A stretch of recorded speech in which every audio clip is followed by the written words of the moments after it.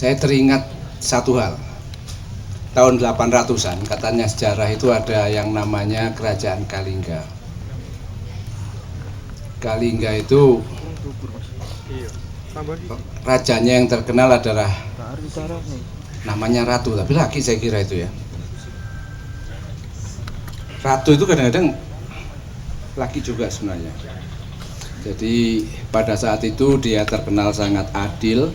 Kalau tadi perempuan, sebelum sana ada undang-undang yang sudah dibangun pada waktu itu.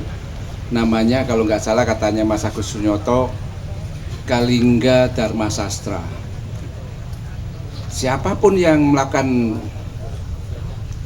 kejahatan atau apapun lah ya, pasti ukurannya sama, sama semua lah, tidak membedakan. Bahkan diceritakan juga waktu itu sudah ada datang seorang saudagar ya masalah ya, pedagang lah dari Arab sana, lalu biasa untuk berarti abad ke-8 itu sudah ada orang Arab yang datang di Kalingga sana, lalu ingin memperkenalkan Islam.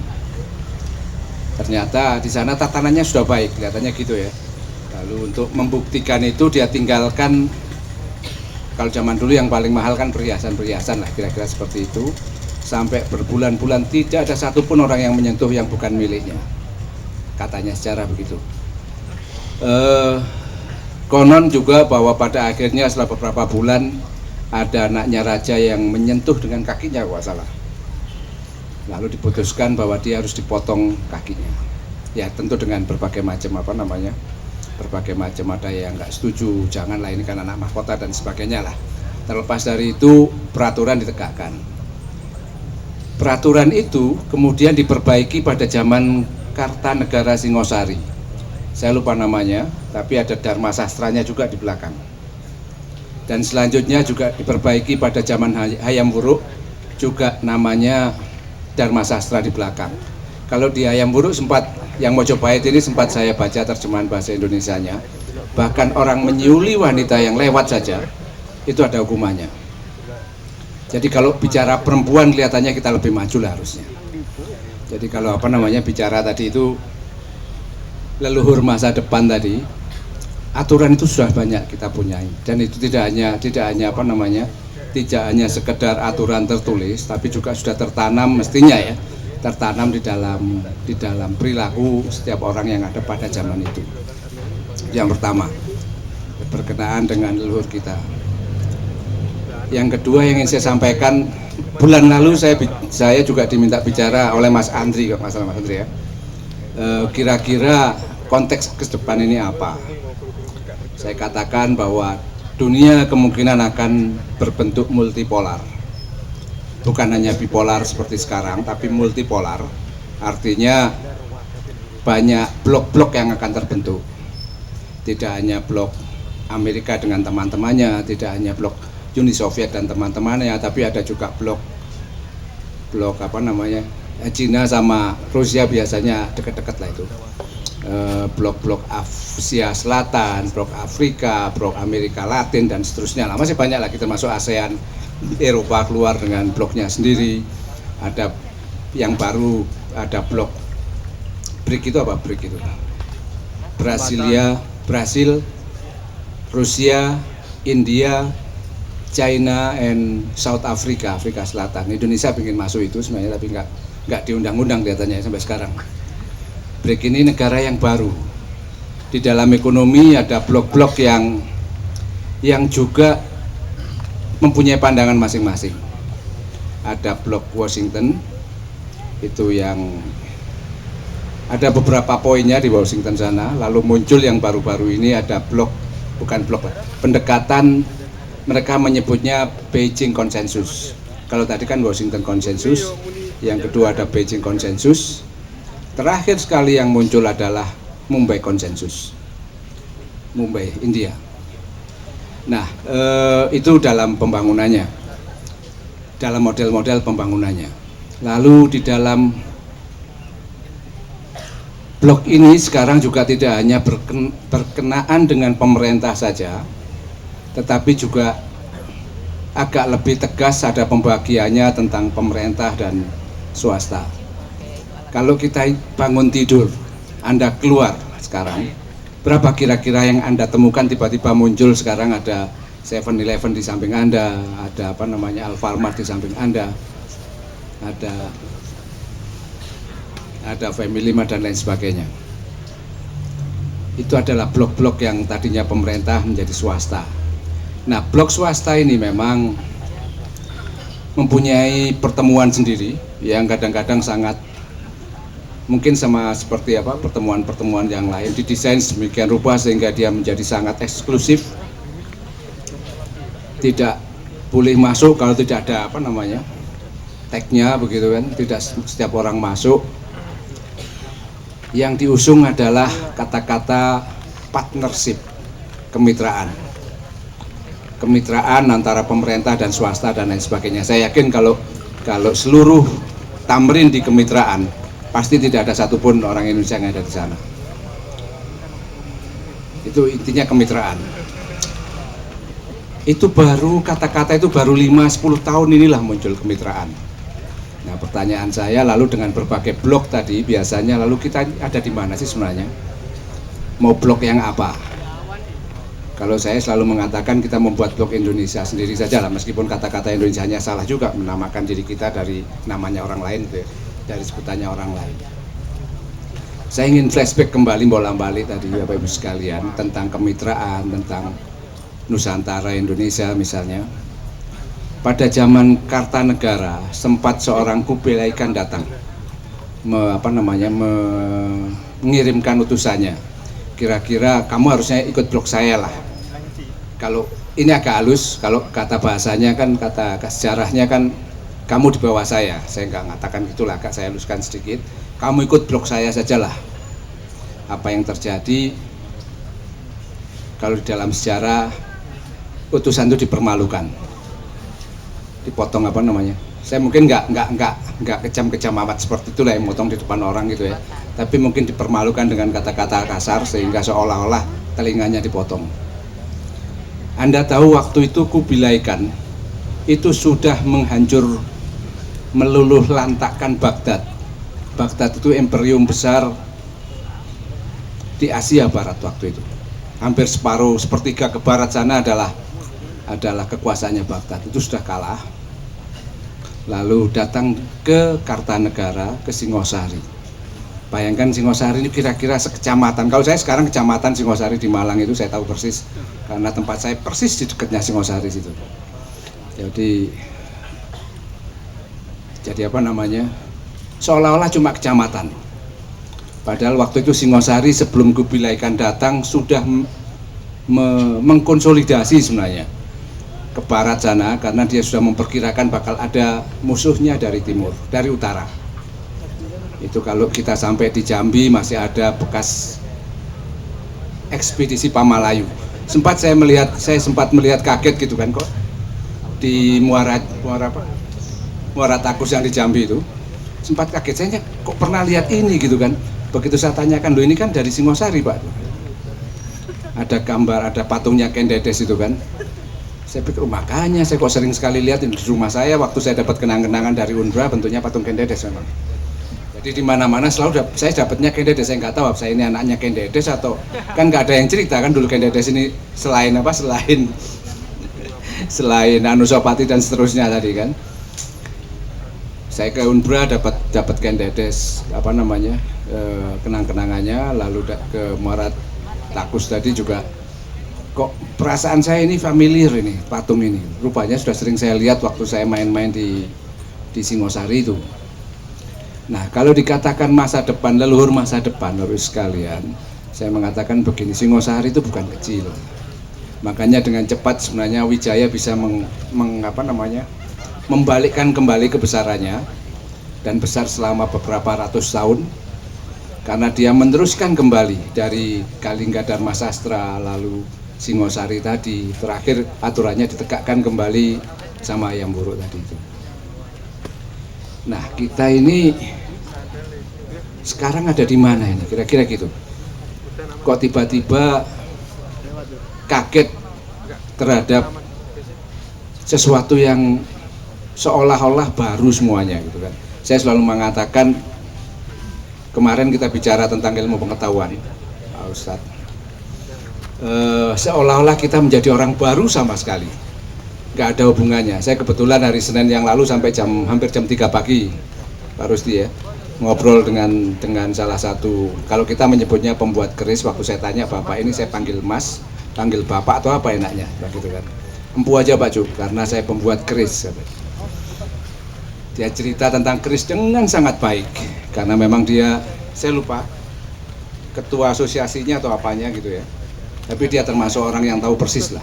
Dia bilang keris ini Pak Cuk, ada 4.000 lebih lipatan, 4.000 sekian, kurang dari 4.100 lah, lipatan-lipatan tipis itu. Setipis itu ada 4.000 lipatan. Itu belum cara membuatnya. Saya bilang begini, sepanas-panasnya api itu maksimum dengan bahan apapun, itu besi mulai meleleh merah seperti itu, sepanas apapun bahan apinya, itu baru sampai 800 derajat Celcius. Mau areng, mau kayu, mau gas misalnya. Lalu keris itu berapa itu panasnya? Bisa meleleh itu. Itu ada 3.000 katanya. Lalu pertanyaan saya, di mana dapatnya 2.200 lagi ini kan gitu? Karena dia cuma apa namanya? Pakai apa itu?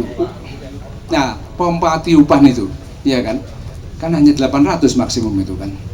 Padahal untuk seperti itu perlu 3.000 derajat. Pertanyaannya, lalu di mana yang 2.200 ini kan gitu? Mungkin ada teknologi yang lain yang kita nggak tahu, sehingga itu 2.200. Ada pertambahan 2.200 lagi. Karena banyak sekali sebenarnya teknologi kita yang tiba-tiba kita hilang. Saya selalu mengatakan, karena saya ini di pertanian, di pangan gitu kan. Kalau saya bicara cadangan misalnya, yang paling gampang kan Bulog yang punya kan. Itu berasnya maksimum 3 bulan, 6 bulan semuanya. 6 bulan sudah jelek sekali lah. Kalau raskin 6 bulan itu sudah nggak bisa dimakan katanya. Bukan nggak dimakan, nggak kolu makannya katanya orang Jawa Timur sana. Karena berasnya sudah hitam, ada yang mulai lalat keluar gitu. Saudara-saudara kita yang ada di Baduy sana menyimpannya puluhan tahun. Kalau Bulog hanya 3 bulan nggak sampai setahun, Baduy sana nyimpen puluhan tahun, itu pun dengan gagang. Kalau kita bisa mempermasalahkan, Pak itu dengan gagangnya, Pak kan kita susah nanti langsung mengubah jadi berasnya kan gitu, dengan gagang-gagang padinya itu puluhan tahun. Yang saya tahu sempat diceritakan lebih dari 100 tahun masih bisa dimakan berasnya. Saya baru 2 bulan yang lalu dapat kabar juga bahwa saudara-saudara kita di pegunungan Meratus sana, Kalimantan Selatan, sudah menyimpan gabah sama juga puluhan tahun juga dia. Itu dari kayu, dia cerita, Pak, tapi kayunya tertentu, Pak. Saya nggak mau tahu kayunya tertentu apa tidak. Yang penting outputnya sudah puluhan tahun. Dibayangkan kemampuan kita sekarang hanya maksimum 6 bulan, kan gitu ya. Nah, tiba-tiba kita nggak tahu. Tiba-tiba kita merasa sesuatu yang dari luar semuanya seolah-olah baru. Saya mengikuti persis sejak saya sekolah lah, kira-kira gitu. Konstelasi agak global sedikit. Mau itu perempuan, mau itu laki-laki. Yang banji aja yang saya belum dengar gitu kan. Tahun 70-an saya sering mendengar waktu saya sekolah di Bogor, masih sempat ketemu dengan yang namanya Ford Foundation, Rockefeller Foundation. Kantornya di IPB. Waktu itu saya nggak tahu juga ya, saya sekedar melihat-lihat saja lah, ada kantornya Ford, ada kantornya Rockefeller Foundation. Rupanya setelah saya belajar sejarah, mereka lah sebenarnya yang mendorong terbentuknya lembaga-lembaga penelitian seperti IRI, lalu mendorong kembali dia membuat lembaga penelitian IRI di Asia, lalu CIMIT di Meksiko. CIMIT itu khusus jagung, ada satu lagi di Afrika, ada satu lagi di mana saya lupa. Lalu mereka mendorong lembaga-lembaga ini menjadi salah satu rujukan di dalam dunia global. Dikumpulkan menjadi yang namanya CGIR, Consultative Group of Agriculture Research gitu, International Agriculture Research, menjadi rujukan.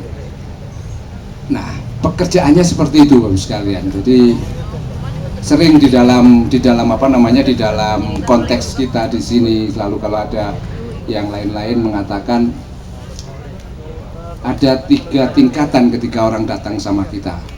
Pertama dengan senjata.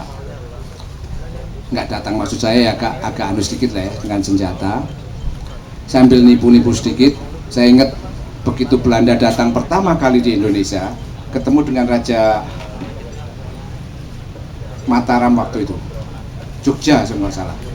Lalu ditanya, ini negaramu itu semana katanya kan. Ditunjukkanlah peta yang namanya Belanda. Dia sebut Belanda itu dia sebut katanya, dia tunjuk petanya itu kira-kira dari Moskow di timur sampai di Italia selatan. Padahal Belanda kan kita 3 jam sudah keluar dari Belanda itu kan.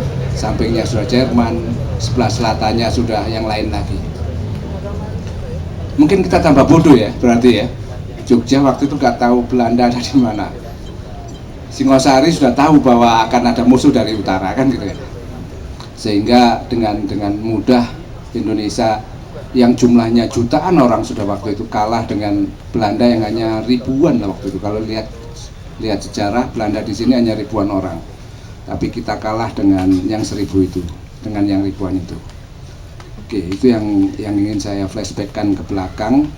Dan mulai itu memang kita dipleset-plesetkan. Saya kemarin bicara ingin diskusi tentang rawi-rawi rantas Malang-Malang Putung.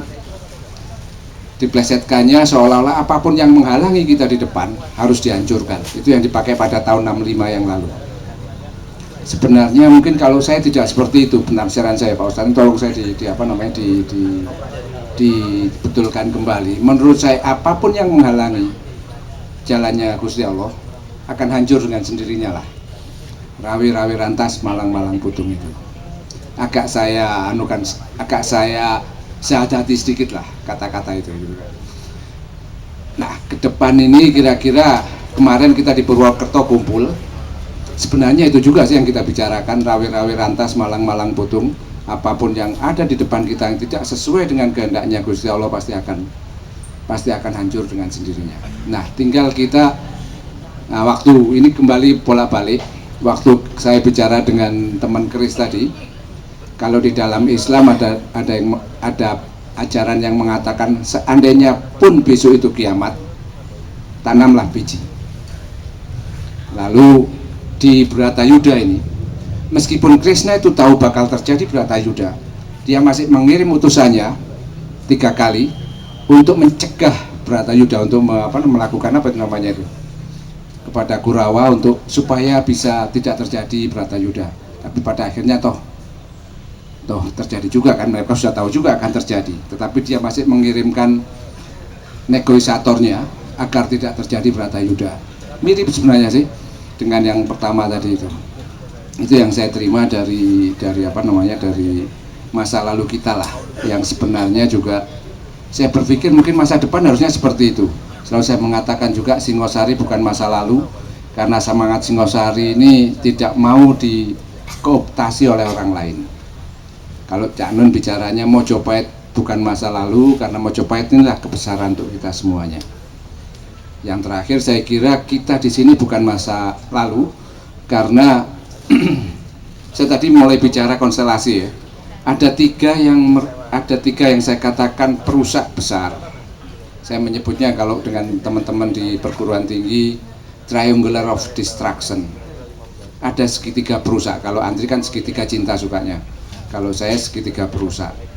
Itu nanti ada hubungannya dengan kiwamu dunia bil arbaatin tadi. Cuma yang pertama ilmu yang bermanfaat. Pertanyaannya bermanfaat kepada siapa kan gitu ya. Yang kedua ada pemerintah yang adil. Adil itu bagaimana? Yang ketiga bilsakoi agnia. Kalau saya menyebutnya mungkin kalau sosial kedermawanan orang kaya itu sosial tafsirannya. Kalau saya ke ekonomi sedikit adalah konglomerat yang tahu batasnya. Saya punya banyak kenalan dengan konglomerat ini. 3 hal ini, uang, komersialisasi, lalu ilmu, pemerintah, itu kalau bersama-sama bisa merusak kita semuanya. Saya katakan tadi kalau Anda bangun tidur, apa yang Anda lihat? Berapa warung yang mati ketika ada Alfamart muncul, ketika yang Mart tadi juga muncul. Itu semua dilegitimasi oleh ilmu bahwa kita memang butuh partnership katanya. bahwa partnership itu penting di dalam pembangunan, kan gitu kan, dilegitimasi oleh ilmu. Pemerintah menggunakan itu, swastanya, kebutuhan swasta yang apa tadi itu, keuangan tadi dilegitimasi oleh ilmu dan ditetapkan secara kebijakannya oleh pemerintah, kan gitu. Nah, tiga ini saling sebenarnya kalau itu nggak benar itu bisa saling merusak sebenarnya kita semuanya. Nah, kita di sini mudah-mudahan ilmu kita nggak ngerusak seperti itu ya, nggak ngerusak seperti yang terjadi pada segitiga perusak ini. Sekarang yang terjadi seperti itu. Misalnya kalau swastanya butuh apa namanya, mau menjual sesuatu, pasti ada legitimasinya. Kalau kamu merokok nggak sehat katanya kan, lalu diputuskanlah sama pemerintah, didukung oleh yang lain-lain, bahwa merokok bisa menyebabkan kanker. Kalau di rokok saya tulisannya mana tadi? Merokok membunuhmu. Saya belum pernah ketemu orang mati merokok itu ya. Kalau mati ketabrak mobil banyak lah kan. Mati merokok ini belum pernah ketemu saya. Sebenarnya bukan itu kan legitimasi tadi itu saya kira ya. Legitimasi yang sebenarnya juga nggak valid amat lah, belum ada penelitian yang benar-benar valid bahwa merokok itu bisa membunuhmu, kecuali tadi legitimasi dari teman-teman perguruan tinggi, teman-teman dari lembaga keagamaan dan lain sebagainya. Nah, itu yang saya katakan segitiga perusak ini, dan ini sedang bekerja, dan kita alhamdulillahnya masih mau kumpul di sini untuk mendengarkan supaya ilmu kita tadi bisa melihat mana yang ilmu yang sebenarnya, mana yang ilmuwan gitu ya. Itu Bapak sekalian, saya kira refleksi masa lalu, masa depan kita semuanya. Mudah-mudahan ini ada manfaatnya buat kita ke depan. Kita tinggal memperhatikan, saya hanya tinggal memperhatikan 2 step lagi. Sekarang kalau di bidang ketahanan pangan misalnya, saya ada isu tentang penghapusan raskin. Saya dengar mulai Menteri BUMN, Menteri Perdagangan sudah mulai itu akan digantikan Imani katanya. Ya enggak apa-apa juga sih. Kalau memang itu terjadi kan tinggal menunggu babak berikutnya lah, kira-kira seperti itu. Ilmunya nanti kita akan lihat sebagaimana konstelasinya. Saya kemarin kebetulan ada teman Bulog yang ngajak diskusi sama saya katakan saya sudah mengamati itu, bahkan mungkin 5 tahun yang lalu saya sudah mendiskusikan itu untuk keadaan seperti ini, bukan kepada penghapusannya tapi keadaannya. Yang saya katakan partnership, yang saya katakan macam-macam tadi. Jadi 1 step lagi lah mungkin partnership itu akan terjadi di sini, dan kita akan, baju kita, makan kita, kehidupan kita akan dikendalikan oleh orang-orang tadi di dalam segitiga itu, dan itu akan dilegitimasi oleh pemerintah. Bapak sekalian, saya kira itu yang saya sampaikan. Terima kasih atas perhatiannya. Walau muafiq lakum bithoriq. Wassalamualaikum warahmatullahi wabarakatuh. Waalaikumsalam warahmatullahi wabarakatuh. Terima kasih Dr. Cuk. Beliau sangat paham tentunya soal pangan, soal padi dan yang lain, itu sudah ngelontok. Jadi kalau nggak percaya cukup lihat, beliau juga sudah bergelut sampai juga sudah putih semua rambut beliau. Ya, karena sudah meninggalkan dunia hitam kata beliau. Kita pengen dengar nih Ustadz Nur Sofa. Ini gimana sih nih Ustadz ditepokin ini? Ya, assalamualaikum warahmatullahi wabarakatuh. Bismillahirrahmanirrahim. La yasuku khaira ilallah. Bismillahirrahmanirrahim. La yasrifu su'a ilallah. Bismillahirrahmanirrahim. Makana min ni'matin faminallah. Bismillahirrahmanirrahim. La hawla wa la quwata illa billahil aliyyil azim. Alhamdulillahi bi ni'matihi tatimmus shalihat. Asyhadu an la ilaha illallah wahdahu la syarikalah wa asyhadu anna Muhammadan abduhu wa rasuluh. Allahumma shalli wa sallim wa barik ala sayyidina Muhammadin wa ala alihi wa sahbihi ajma'in, amma ba'du. Sebelum barangkali saya mencoba melihat judul kita Leluhur Masa Depan, saya ingin tadi dari narasumber kita, HAM bagian perempuan ya, kalau nggak salah banyak pelecehan terhadap wanita. Saya juga merasa laki-laki dilecehkan juga ya. Ya, Komnas laki-laki, karena kemarin kebetulan cucu saya baru lahir, ya anak saya baru lahir, cucu saya. Sampai ada jamaah bilang, Ustadz, alhamdulillah dulu Pak Ustadz punya anak, anak Pak Ustadz kayak istri Pak Ustadz, sekarang cucunya kayak neneknya, ya kan? Jadi nggak ada yang kayak saya, berarti saya dilecehkan ini, ya kan? Subhanallah, saya bilang, ya kita baca sholawat dulu Pak ya, supaya semangat ya. Idh qalana indal anbiya, idh qalana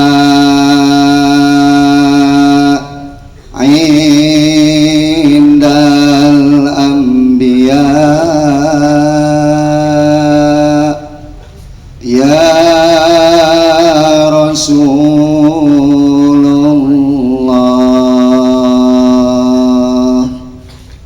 ya Rasulullah, salamun alaik ya rafi'a syani wa daraji, ya Rasulullah, salamun alaik ya rafi'a syani wa daraji, adfatay ya jiratal alami, ya uhailal judi wa karami. Ayo, ya Rasulullah, salamun alaik ya rafi'a syani wa daraji, ya Rasulullah, salamun alaik ya rafi'a syani wa daraji, afatay ya jiratal alami, ya uhailal judi wal. Allahumma salli wa sallim wa barik alaih. Inilah leluhur kita Rasulullah Sallallahu Alaihi Wasallam untuk masa depan dan masa silam. Tidak ada manusia yang bisa sampai pada makam derajat Nabi kita Muhammad Sallallahu Alaihi Wasallam. Jadi kalau kita bicara tentang leluhur, kita bicara tentang masa lalu dan masa yang akan datang. Kita adalah leluhur masa akan datang, dan juga orang-orang tua kita adalah leluhur masa lalu yang kita contoh untuk masa datang. Jadi sekali lagi saya baca dalam satu kitab, kebetulan saya melihat judulnya, saya coba-coba buka kitab Risalah Qusairiyah. Itu diceritakan bagaimana seorang wali bisa mencapai derajat kewaliannya dengan Asmaul Husna. Seseorang itu baru bisa mencapai derajat kewaliannya, derajat keleluhurannya, itu ketika dia sudah bisa membuka tabir, menyebut nama Allah dan membaca-baca asma-asma Allah. Ada 4. Yang pertama adalah al-awwal wal akhir wal zahir wal batin. Asma Allah, seseorang bisa mencapai derajat kewaliannya apabila dia bisa membuka tabir dari asma Allah. Al-awwal artinya dia bisa melihat ke belakang, bahwa apa yang terjadi hari ini itu nggak lepas dari apa yang terjadi dari perbuatan orang-orang tua kita terdahulu. Perbuatan pemimpin-pemimpin kita terdahulu itu akan mencapai terjadinya masa yang sekarang. Al-awwal wal akhir, dan orang yang melihat ke masa depan. Tadi Dr. Cuk bilang, kita diskusi waktu itu, saya nggak sampai pagi dengan Cak Nun, kita selalu berpikir muluk-muluk tentang jamaah ma'iyah. Ternyata dalam hidup kewalian itu adalah melihat masa yang akan datang, bagaimana kita menanam untuk kepentingan yang akan datang. Sampai ada satu hadis yang sangat indah, seakan kontradiksi, Pak. In qamatis sa'ah wa biyadi ahadikum fasilah fastato'a alla takuma hatta yagrisha fa'alaihi bidzalika ajrun. Rasulullah mengatakan apabila besok datang hari kiamat, di tangan kita ada bibit pohon korma, maka tanamlah. Engkau tidak usah berpikir tentang tumbuh atau tidak. Ketika engkau sudah mulai nanam, fa'alaihi bidzalika ajrun, maka kau akan mendapatkan nilai dari tanaman tadi. Kita nggak berharap banyak terhadap pemerintahan yang sekarang atau yang akan datang. Tetapi ketika kita sudah menanam di komunitas seperti ini, nanti Allah yang akan menentukan. Yang mau ngejatuhin Ahok itu Allah, bukan kita, bukan FPI. FPI hanya bekerja saja, amar ma'ruf nahi munkar. Yang menumbuhkan pohon itu bukan kita, Allah. Allah lah yang wa tu'izzu man tasya wa tudhillu man tasya. Dia yang bakal mengangkat derajat manusia, dia pula yang akan merendahkan derajat manusia. Bahkan Rasulullah ketika melihat pamannya itu sampai ditegur oleh Allah, innaka la tahdi man ahbabta walakinallaha yahdi man yasha. Engkau tidak bisa memberikan hidayah kepada orang yang kau cintai. Hidayah itu adalah milik Allah. Yang bakal memuliakan dan merendahkan manusia adalah Allah Subhanahu wa ta'ala. Jadi saya pikir FPI kalau bikin gubernur tandingan, ya kita jadi sama gilanya. Ya kita berbuat saja sudah. Demo aja tiap minggu nggak masalah kok. Nanti lambat laun Allah akan melihat bagaimana kesungguhan kita, bagaimana rasa kita terhadap negeri yang barangkali sedang dizalimi. Itu saja. Kita nggak bisa, Pak. Nggak bisa kita merendahkan, menjatuhkan seseorang itu. Cuma Allah yang bisa. Tugas kita hanya menanam saja tadi. Menanam saja, tanam saja. Akan jadi apa nanti negeri kita ini, kita sudah berbuat. Itulah barangkali kita akan menjadi leluhur ketika kita sudah melihat wal akhir yang ke depan. Apa yang kita akan tanam buat ke depan. Saya ingat ketika tahun 73-an, ya, ketika saya masih di pesantren dulu, itu ada kitab namanya Qiraatul Rasyidah, ya, kitab hafalan. Ya. Barangkali anak-anak santri ini pasti tahu. Ada cerita Kisrah wal Falah. Ya. Kisrah adalah raja, Falah itu adalah petani. Makanya azan jangan salah itu, jangan hayya 'alal falah, mari kita bertani. Ya. Yang betul adalah hayya 'alal falah, mari kita menuju kepada kebahagiaan. Karena yang bahagia itu adalah petani seharusnya. Ya. Maka bedanya hanya tasdid saja. Petani itu dekat sekali dengan Allah. Apa yang dia tanam itu tumbuh atau tidak tergantung Allah. Air yang Allah turunkan, tanah yang Allah suburkan, hama yang akan menyerang itu tergantung Allah semua. Kita nggak bisa mengatasi itu semuanya. Makanya yang harusnya bahagia itu adalah para petani tadi. Ya, alhamdulillah rasanya petani kita agak bahagia sedikit. Tapi 5.003 Pak. Ya. Tapi susahnya banyak kata Pak Cuk ya. Jadi ini Kisrah ini raja selalu keliling ke kampung-kampung. Ketika dia keliling ke kampung-kampung, dia lihat ada seorang petani yang sudah tua renta, kakinya sudah gemetar, tangannya sudah gemetar. Ini rajanya ini selalu belusukan Pak, dan tapi dia nggak pernah bawa wartawan, belusukan terus kemana datang. Ketika dia lihat ada seorang petani sedang menanam, dia tanya, "Ma fa'alanak, apa yang sedang kau lakukan? Apa yang sedang kau kerjakan?" "Ya nanam saya." "Loh, nggak salah. Anda ini sudah tua. Mungkin apa yang Anda tanam hari ini, besok Anda tidak akan menikmati. Mungkin Anda sudah wafat, sudah meninggal dunia." "Betul, Tuan.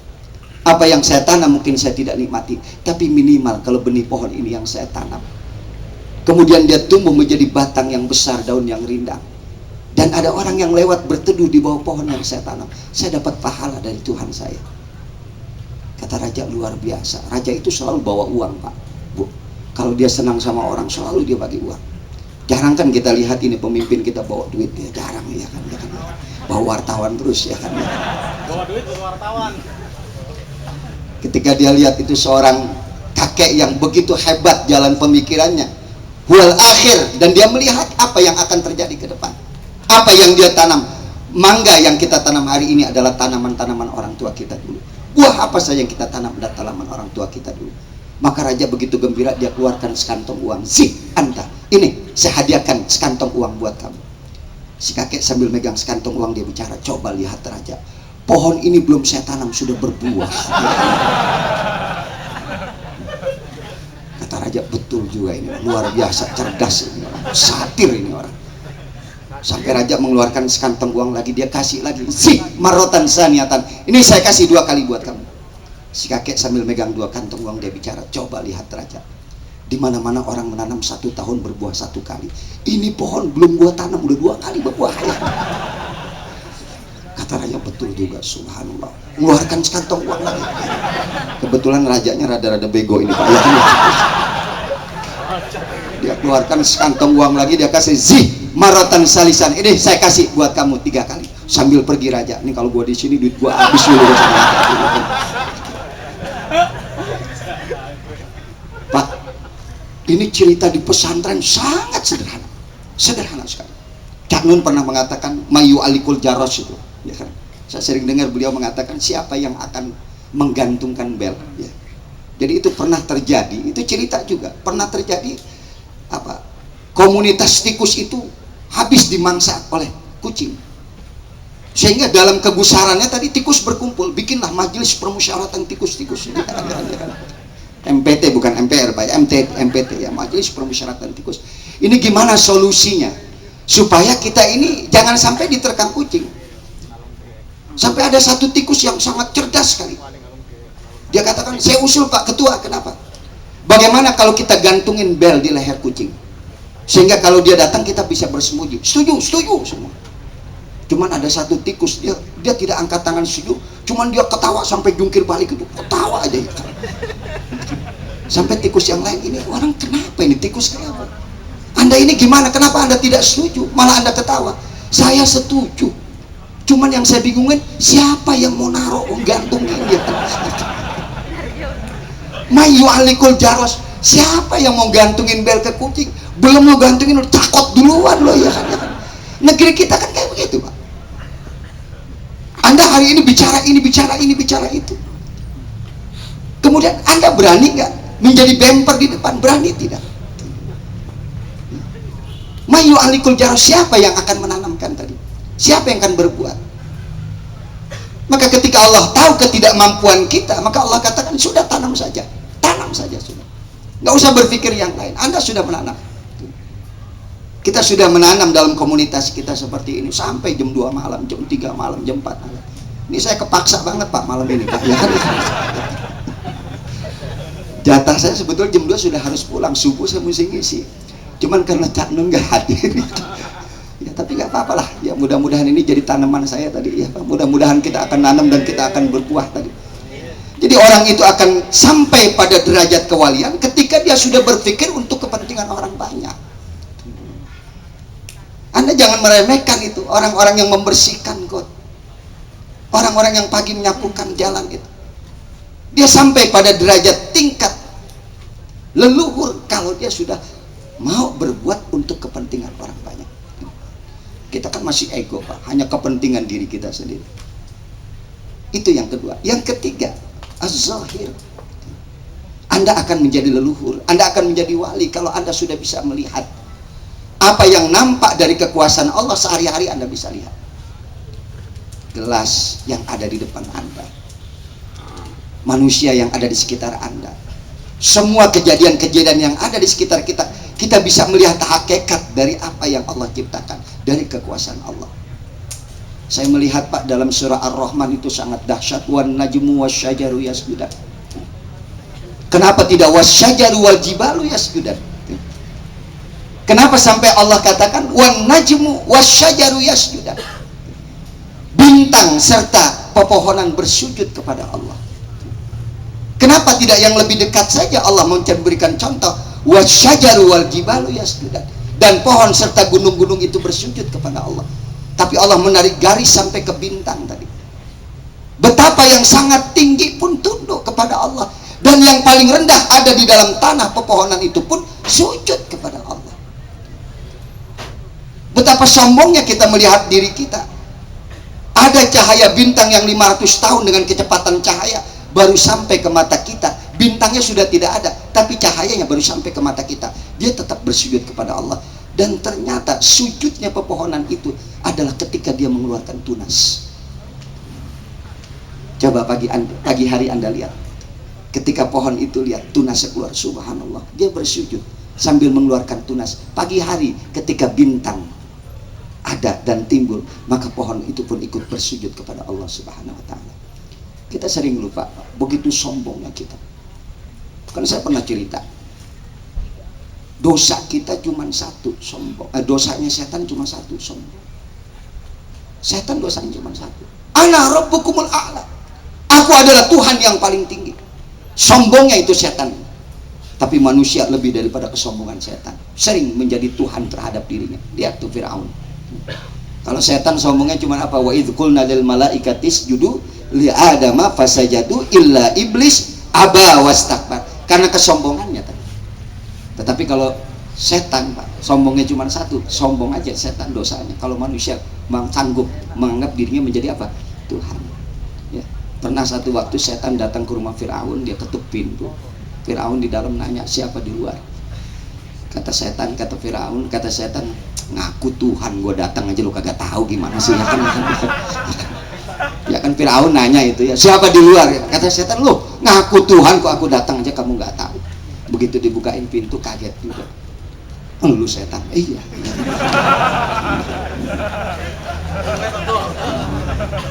Ya tumben-tumben ente kemari ya. Tadi baru pulang dari kenduri cinta ya, silaturahim lah.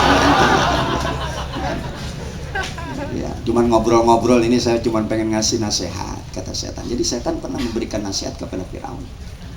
Apa kata setan? Ini denger ini ya, Firaun ya kan ya. Dengar ini, apa sesetan-setannya setan. Jadi sampai kata setan, sesetan-setannya setan, tidak ada setan yang mengaku dirinya Tuhan. Tidak ada satupun setan yang mengaku dirinya Tuhan. Dosanya setan cuma satu, sombong saja. Dan kita seringkali mengklaim diri kita sebagai Tuhan. Anak kita harus jadi apa? Kamu harus jadi dokter, kamu harus jadi insinyur. Kita cuma nanam saja, Pak. Terserah Allah anak kita mau jadi apa semua. Tinggal bagaimana upaya kita memberikan pendidikan yang layak kepada anak kita. Itu yang dikatakan wazahir, ente bisa melihat apa yang ada di sekitar kita. Dan seringkali kita nggak membaca ayat-ayat Allah, tanda-tanda kekuasaan Allah, bagaimana Allah memberikan apa yang ada di sekitar kita. Innallaha la yastahyi ayadriba masalam ma ba'udatan fama fawqaha. Bahkan Allah tidak malu memberikan perumpamaan seekor nyamuk atau yang lebih rendah daripada nyamuk. Lihat di dalam surah An-Naml, Allah memberikan contoh bagaimana semut. Semut itu kan cerita banyak tentang Nabi Sulaiman alaihissalam. Coba ente buka surah An-Naml, itu banyak bercerita tentang Nabi Sulaiman. Bahkan ada doa Nabi Sulaiman yang nggak boleh ente baca. Subhanallah, tuh Nabi Sulaiman tidak ada kekuasaan yang paling berkuasa melainkan Nabi Sulaiman. Tidak ada orang yang paling kaya, raja yang paling kaya melainkan Nabi Allah Sulaiman alaihissalam. Istrinya aja 1000, Pak. Nah, ente nggak percaya, lihat buka di tafsir itu diceritakan dalam tafsir Ibnu Katsir, diceritakan istri Nabi Sulaiman itu 1000. Satu malam bisa dia gauli sampai 100 istri.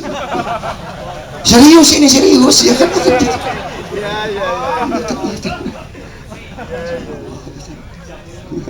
Nggak pakai jamu lah itu ya.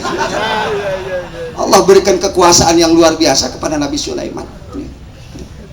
Itu satu malam 100. Kalau ente mah ya Allah, ya kan, dua aja payah ya kan. Makanya ente biar kuat itu baca doa, ada doanya ya. Kebetulan alhamdulillah tahadus minimal anak saya 6. Yang pertama laki, yang kedua perempuan, yang ketiga laki, yang keempat perempuan, yang kelima laki, yang keenam perempuan. Alhamdulillah yang pertama ini perempuan sudah punya cucu, ya sudah punya anak. Berarti saya sudah tua ini, Pak ya. Sudah engkong kalau orang Betawi bilang, njit ya itu. Itu sampai ada yang nanya, Ustadz gimana sih bisa selang-seling? Gampang, saya bilang. Ada doanya, ente sebelum campur, ente sholat sunnah dulu 2 rakaat, baca yasin 3 kali, tahlil, tahmid, ya kan, ya kan.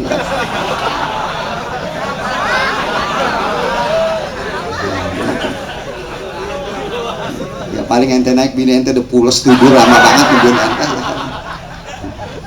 Kalau pengen punya anak laki naik dari kanan turun dari kiri, saya bilang. Kalau pengen punya anak perempuan naik dari kiri turun dari kanan. Kalau kiri kanan tembok tubruk aja udah tubruk ya.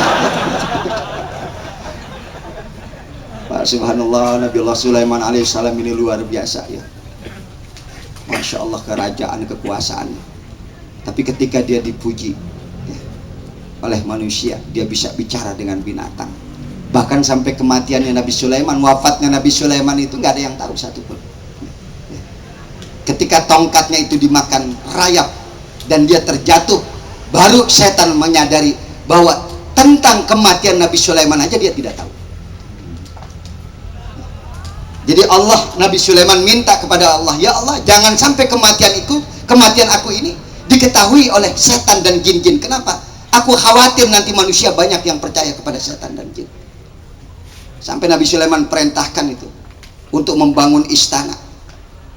Dan ada satu pohon, setiap Nabi Allah Sulaiman sholat tumbuh pohon itu. Dan ditanya, ini pohon apa? Itulah umurmu yang tinggal sebentar lagi. Maka pohon itu dibikin menjadi tongkat. Dan dia minta kepada Allah jangan sampai kematian itu diketahui oleh jin. Wah, itu Pak, jin bisa diperintah oleh Nabi Sulaiman. Itu pernah Ratu Balkis ketika akan datang ke tempat Nabi Sulaiman ya. Nabi Sulaiman kumpulkan para jin dan kemudian manusia. Nabi Sulaiman tanya, siapa yang bisa memindahkan singgasana Ratu Balkis ke tempat saya dengan segera, dengan cepat? Jin Ifrit angkat tangan. Saya Sulaiman. Berapa lama? Sebelum kau bangkit dari tempat dudukmu sudah ada. Ente kenal Jin Ifrit?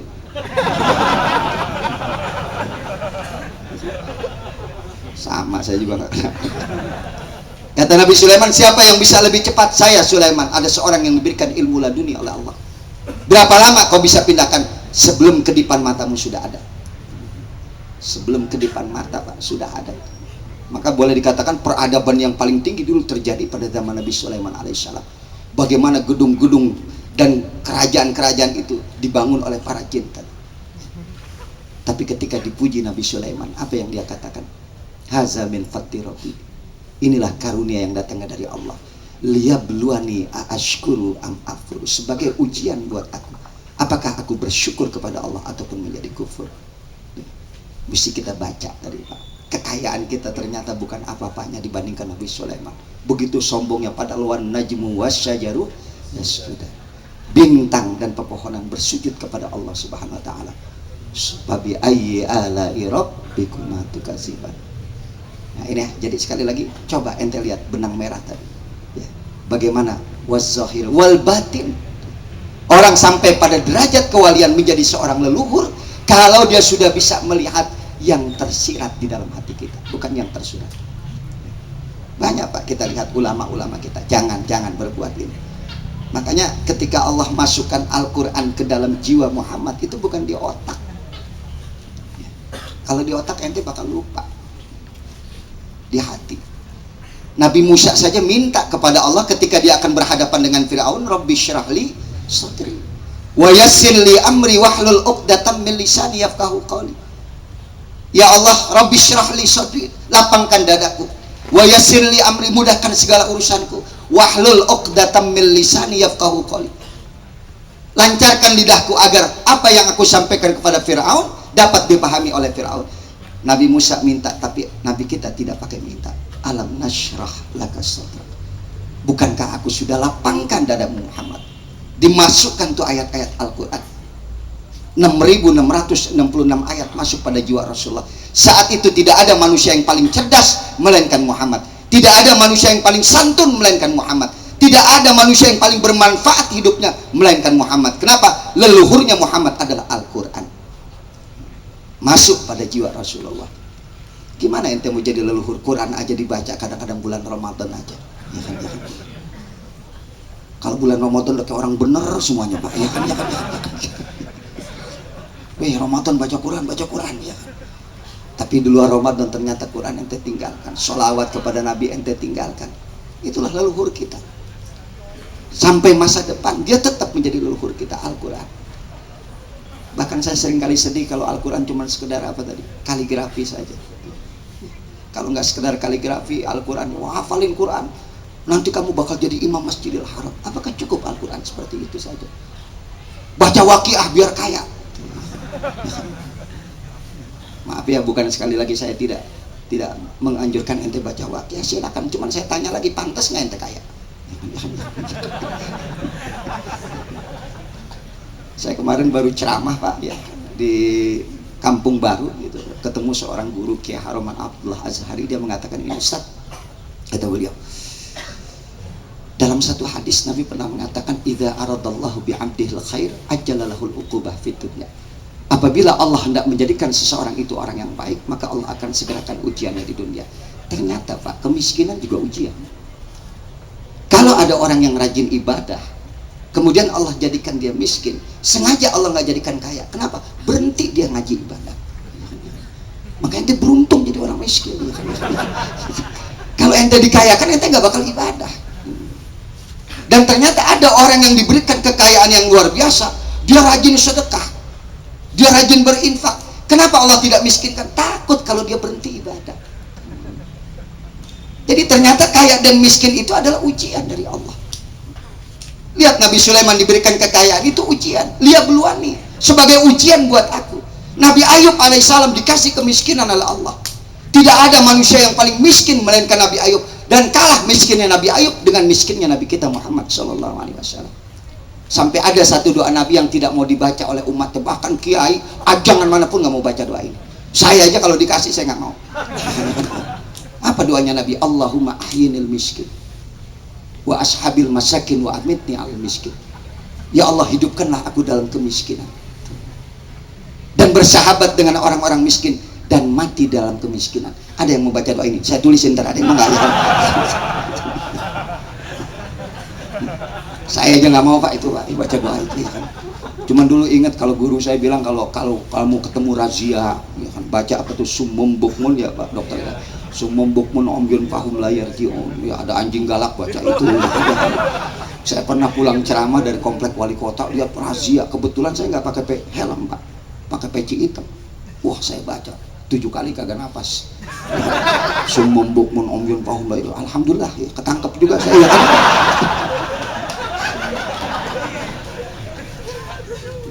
Jadi sangat naif kalau ente memandang Al-Quran cuma buat itu saja.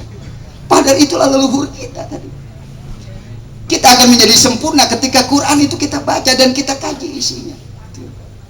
Jangan sampai lupa. Jangan hanya Ramadan saja. Bahkan rumah yang sering dibacakan Al-Quran akan timbul kebaikan di rumah itu dan sedikit kejahatannya. Biasain. Bulan Ramadan Nabi itu kalau sholat Pak, Ibu ya, kalau sholat habis Fatihah nggak kurang dari 100 ayat yang dibaca. Sampai Ibnu Mas'ud satu waktu pernah punya niat jelek, pengen ninggalin Nabi. Ya kan ya.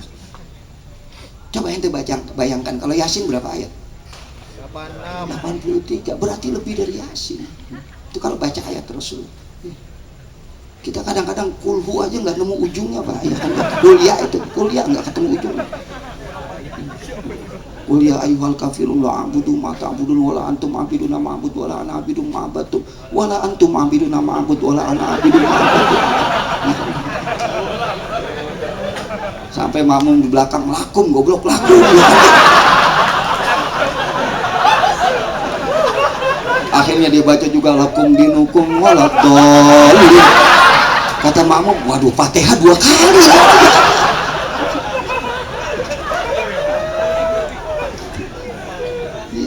Insya Allah boro-boro Quran kuliah aja nggak temu ujungnya. So imam wah baca Yasin depan habis Fatihah baca Yasin. Bismillahirrahmanirrahim Yasin. Oh, yang di belakang udah waduh. Wal Qur'anil Hakim innaka laminal mursalin ala siratim mustaqim siratal ladzina an'amta. Kata makmum Fatihah lagi.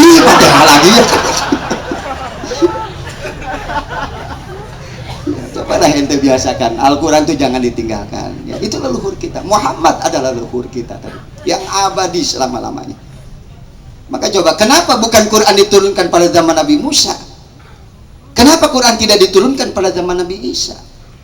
Kenapa Quran tidak diturunkan pada zaman Nabi Adam alaihissalam? Subhanallah Pak, Nabi waktu Mi'raj ngelihat Nabi Yusuf, apa kata Nabi? Ternyata Yusuf setengahnya dari cakepnya Nabi Adam. Tahu Nabi Yusuf? Bang Ucup namanya kan. Tuh Nabi Yusuf sampai ibu-ibu pejabat negeri ya, itu ngelihat Nabi Yusuf lewat, mereka sampai ngiris tangan gak terasa, saking terpesonanya lihat ketampanan Nabi Yusuf. Ternyata Nabi Adam 2 kali cakepnya dari Nabi Yusuf.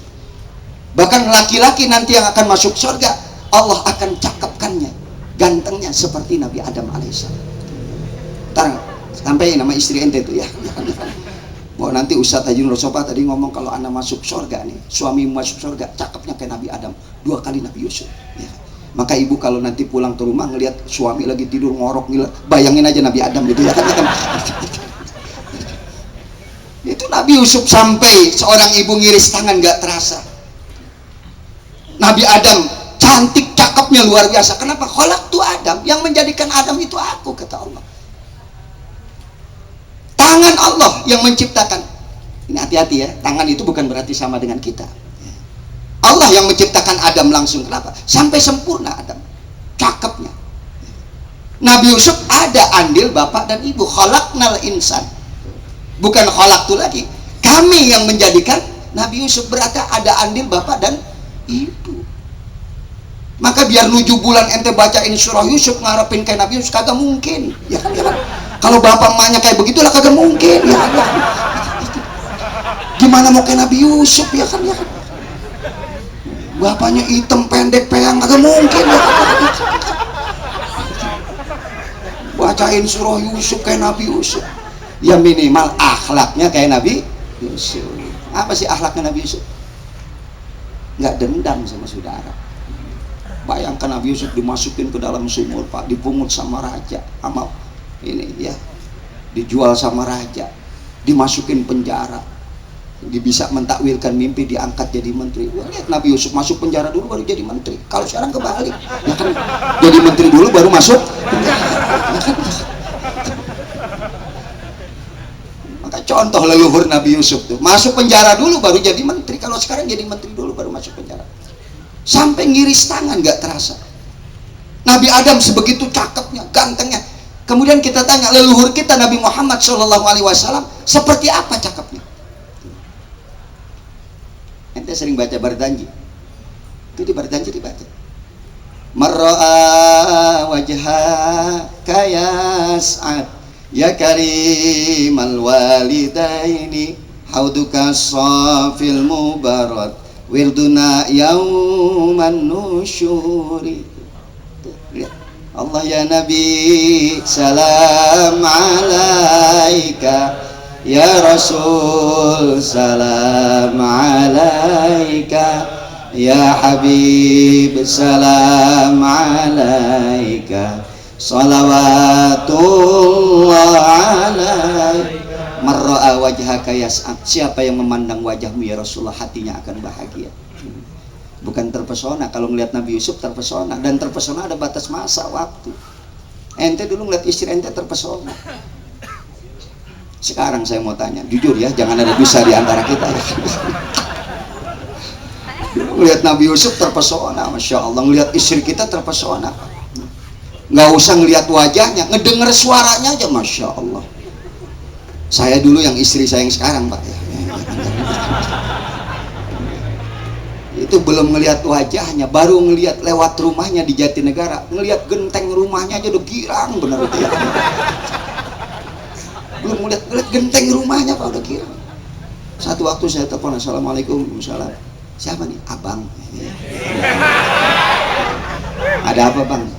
Tadi hati jadi gimana gitu ya kan, nyeseknya sampai kemarin gitu ya kan. Lewat rumah adek ngelihat kain adek lagi dijembreng jadi ingat adek. Tahu dijembreng orang Betawi dijemur, ya kan? Kain yang mana Bang? Itu yang hijau burik-burik putih. Itu kemana kainnya Bang? Ya kan? Siapa loh ya? Dulu kita terpesona ngelihat istri kita cakep, ngelihat suami terpesona, tapi ada batas masa waktu, nggak selamanya. Tapi orang melihat Rasulullah bukan terpesona. Marra'a wajhaka yas'ad, siapa yang memandang wajahmu ya Rasulullah hatinya akan bahagia. Ya karimal walidain, betapa mulia bapak ibumu yang melahirkan kamu.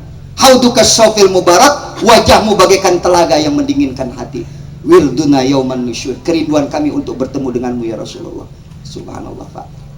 Mau bukti, ente berangkat umrah, ente berangkat haji, ente nggak pernah hidup bersama Rasulullah, ente tidak pernah mendengar suara Rasulullah dan tidak pernah bersama Rasulullah. Tapi kenapa ketika lewat makam Rasulullah air mata tidak bisa kita bendung Pak? Padahal kita baru mendengar suaranya, baru mendengar namanya saja, belum melihat wajah.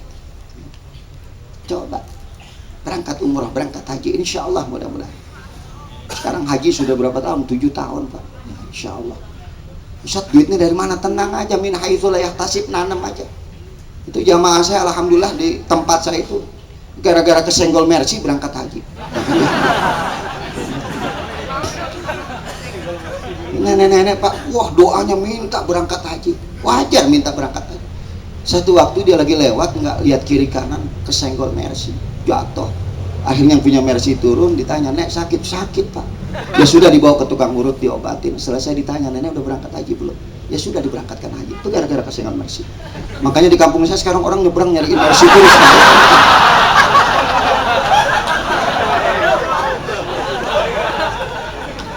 Ujung-ujungnya KWK juga yang nabrak ya, Metro Mini dia.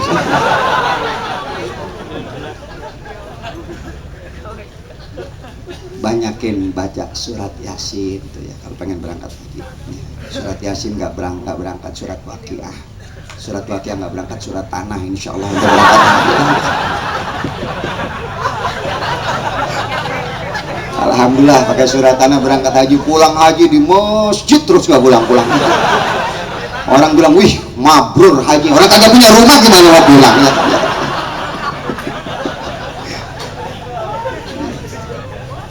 Insya Allah min haitsu la yahtasib, dari yang tidak kita duga-duga insya Allah berangkat haji. Ente gak pernah lihat wajah Rasulullah, tidak pernah bertemu dengan Rasulullah. Sampai Anas bin Malik pernah mengatakan dia pernah berkhidmah kepada Rasulullah selama 10 tahun. Anas bin Malik dari mulai umur 10 tahun dia ngikuti Rasulullah SAW. Ketika dia akan berumah tangga, dia pamit kepada Rasulullah, ya Rasulullah, rasanya saya nggak bisa terus bersama dengan kau. Kenapa? Saya sudah punya istri, saya akan mendampingi istri saya. Rasulullah sebagai leluhur yang sangat mulia, Nabi yang sangat mulia, panutan kita yang sangat mulia, mengatakan kepada Anas, salni, minta apa yang kau inginkan. Ditawarin sama Nabi, minta apa yang kau mau. Ente kalau ditawarin minta apa? Banyak permintaan kita Pak, ya kan? Yang istrinya masih satu minta 2, ya kan? Makanya banyak syukur kepada Allah ente ya. Istri 1 syukuri aja, mudah-mudahan la azidannakum akan ditambahin lagi. La in syakartum la azidannakum, apabila engkau bersyukur akan ditambah. Jadi punya istri 1 bersyukur insya Allah ya kan? Ente sukses berhasil karena doa istri, makanya semakin banyak istri semakin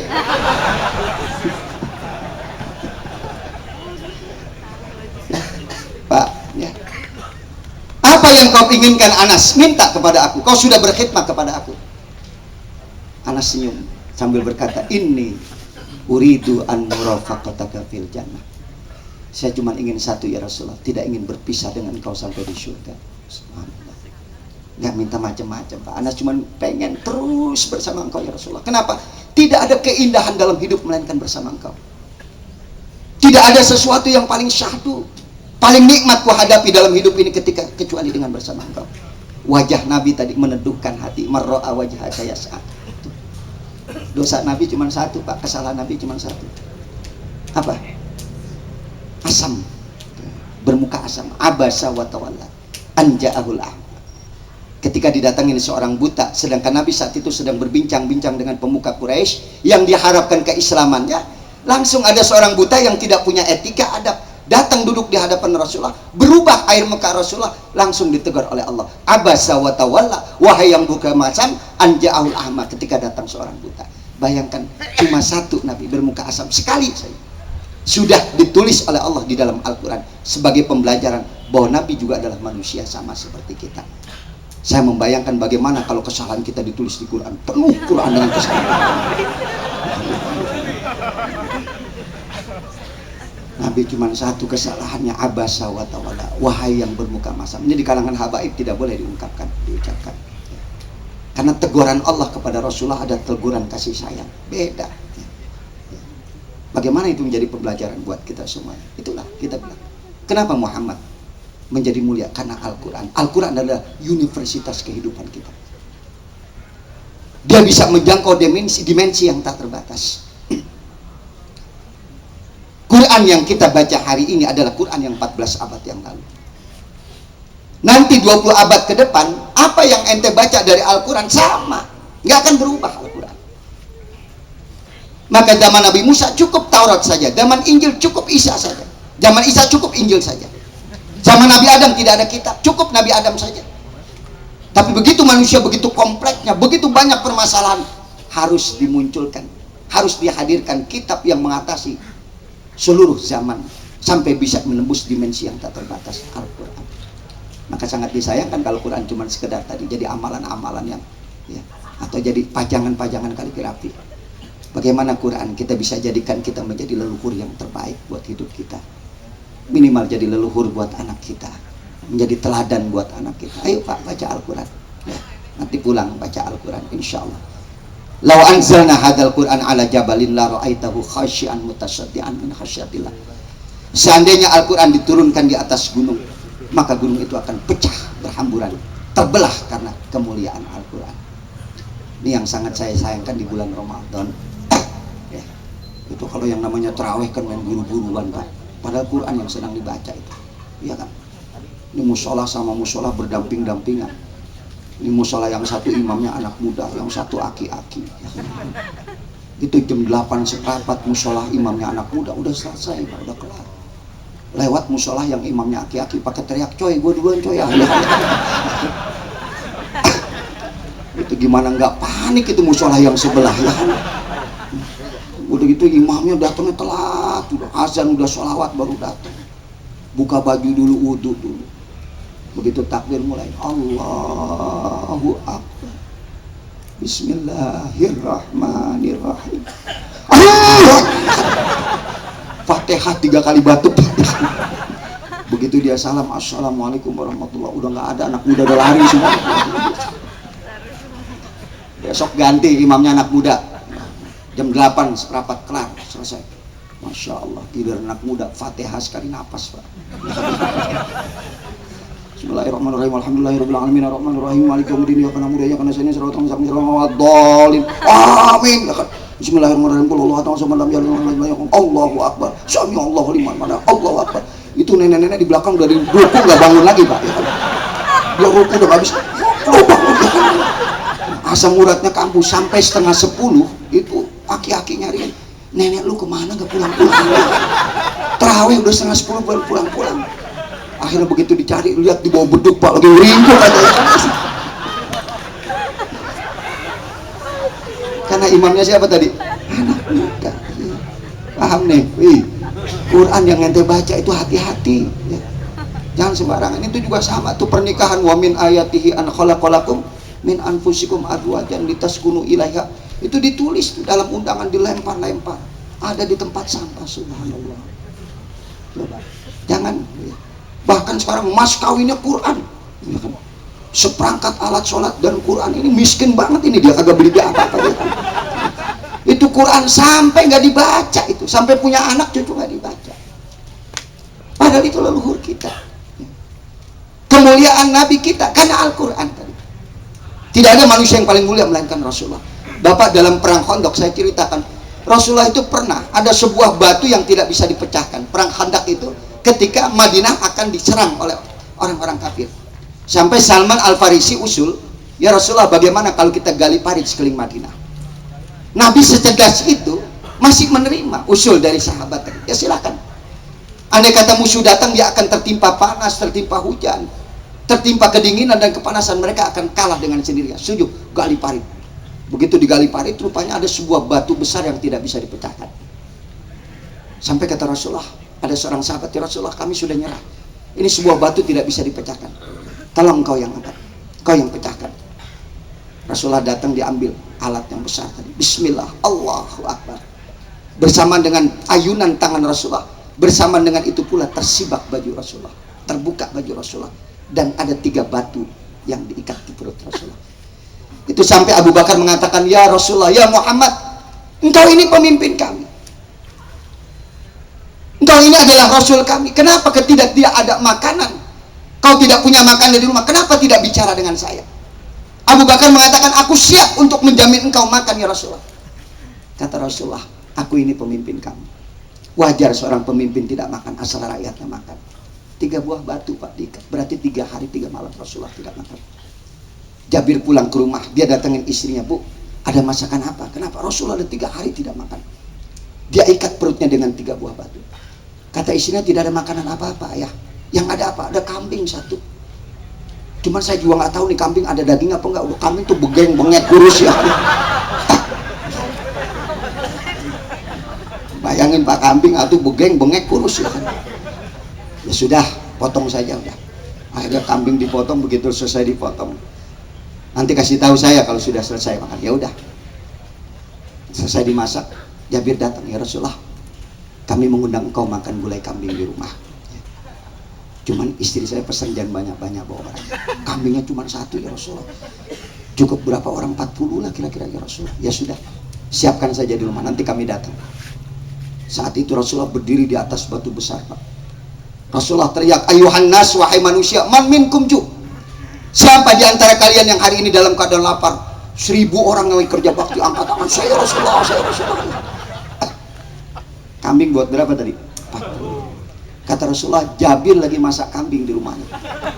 Dia ngundang kita makan ke rumah. Ayo kita berangkat. 1000 orang berangkat, Pak.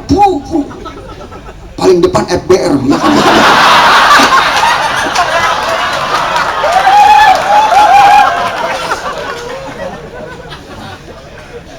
Gak apa-apa, dia mau marah, gue juga Betawi sana ya.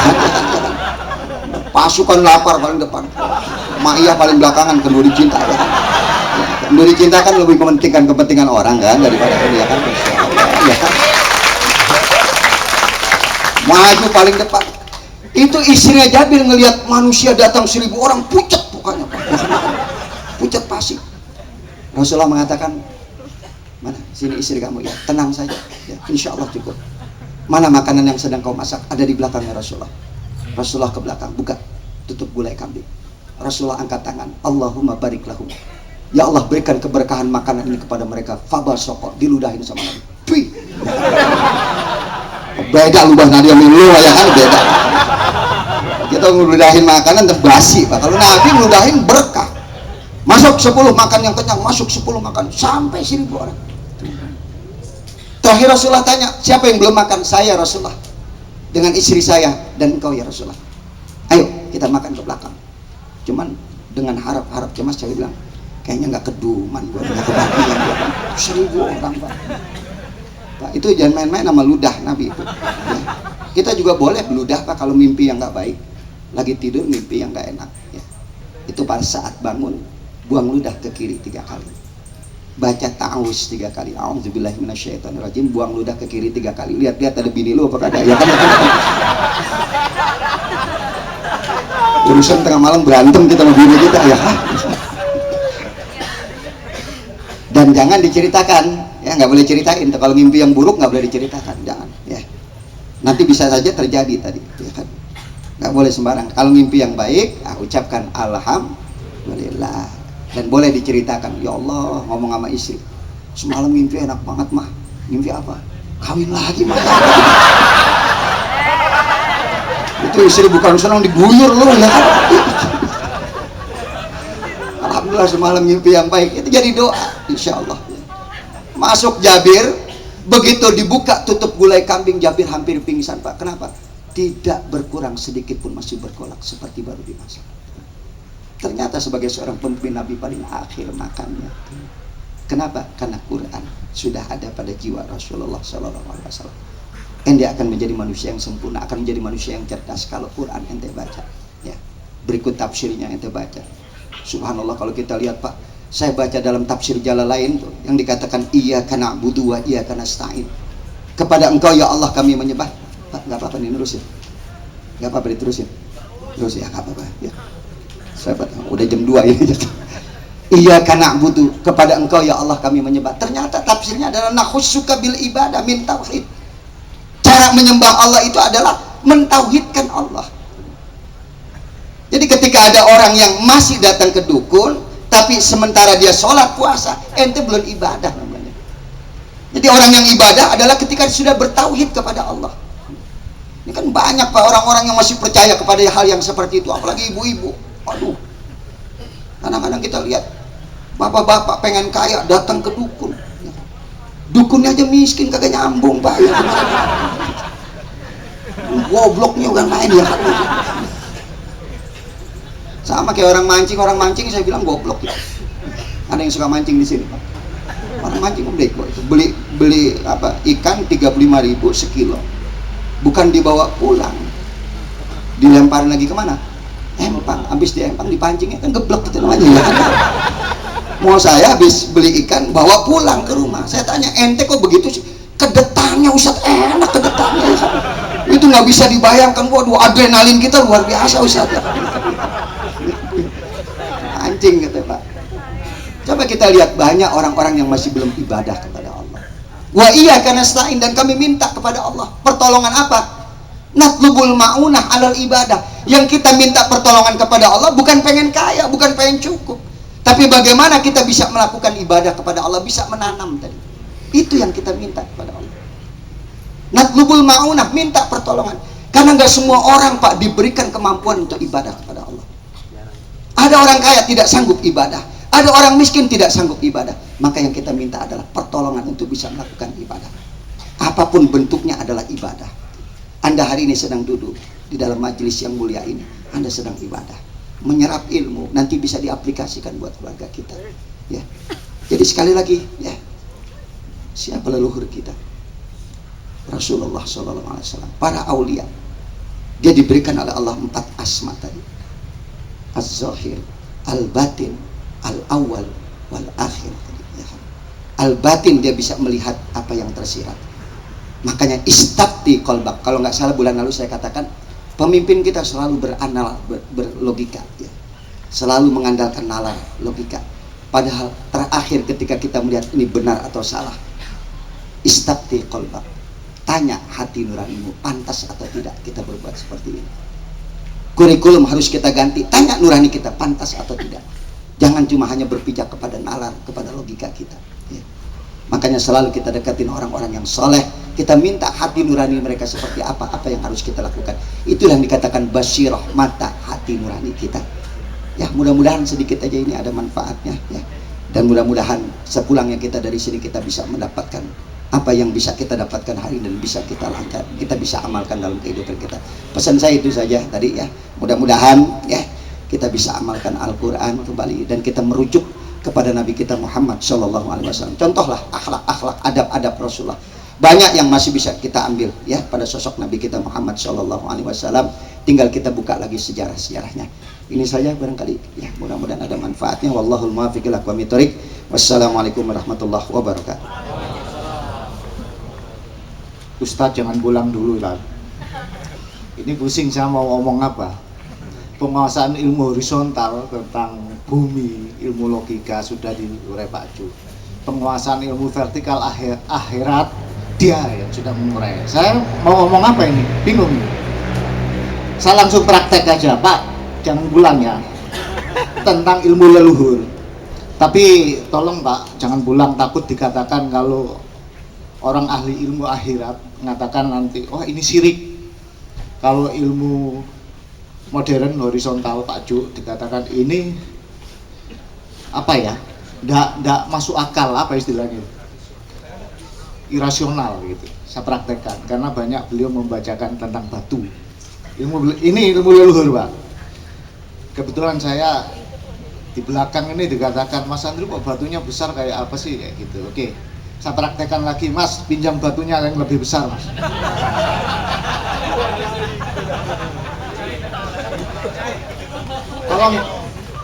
Tolong dijaga agar saya tidak termasuk syirik dan tolong Pak Ju irasional.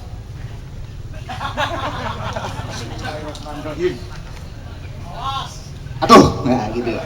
Nuwun sewu, nah. Nuwun sewu. Itu kan satu sikap budaya leluhur.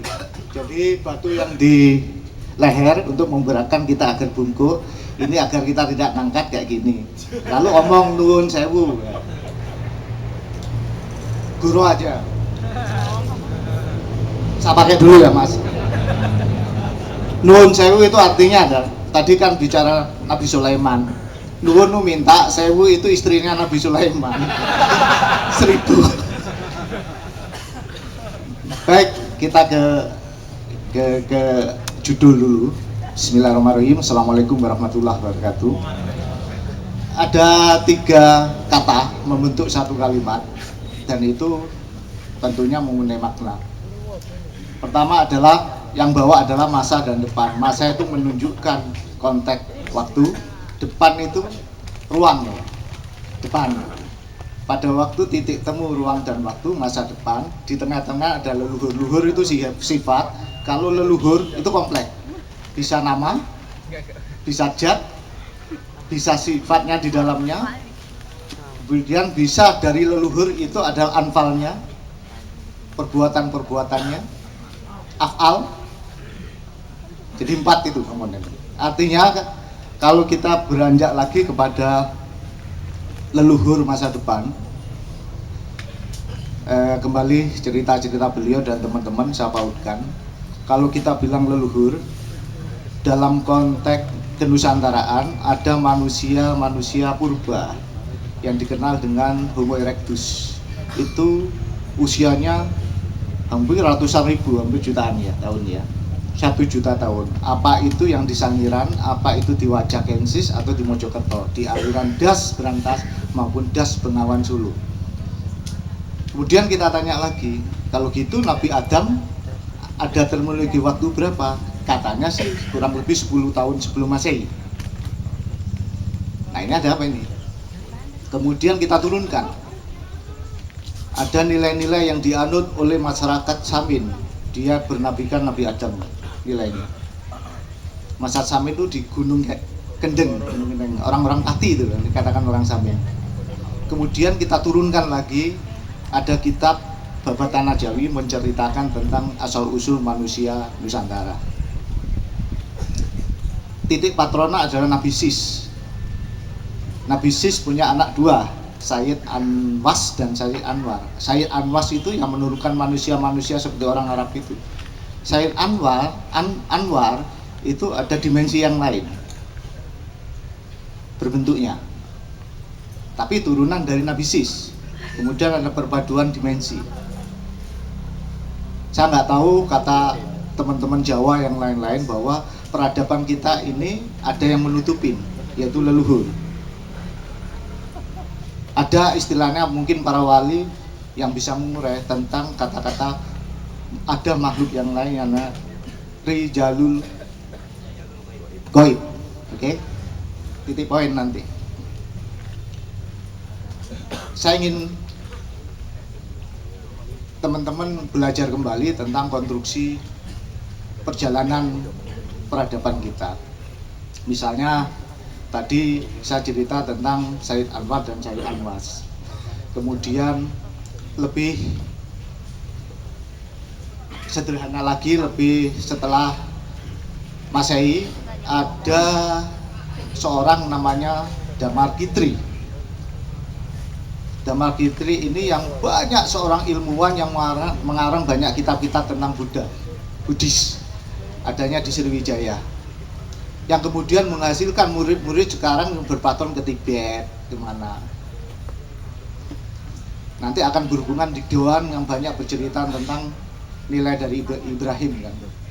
Orang Tibet kalau moksa, kalau ingin meningkatkan ilmu paling tinggi itu harus ke Gunung Bromo.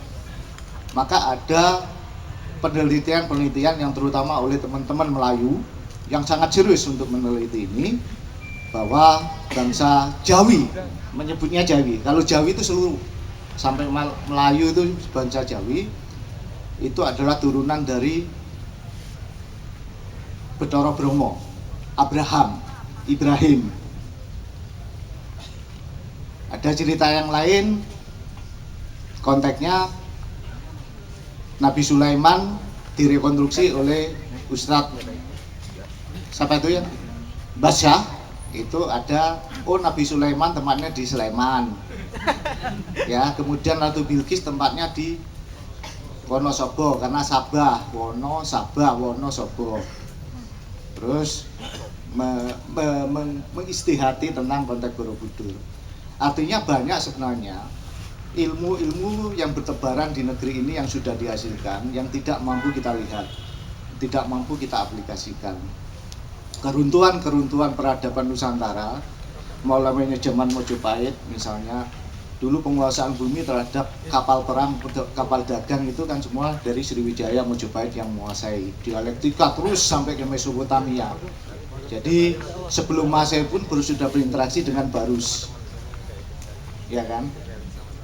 Fir'aun pun orang-orang Mesopotamia itu orang Mesir itu untuk melakukan yang namanya pengawetan mayat ngambil dari Barus.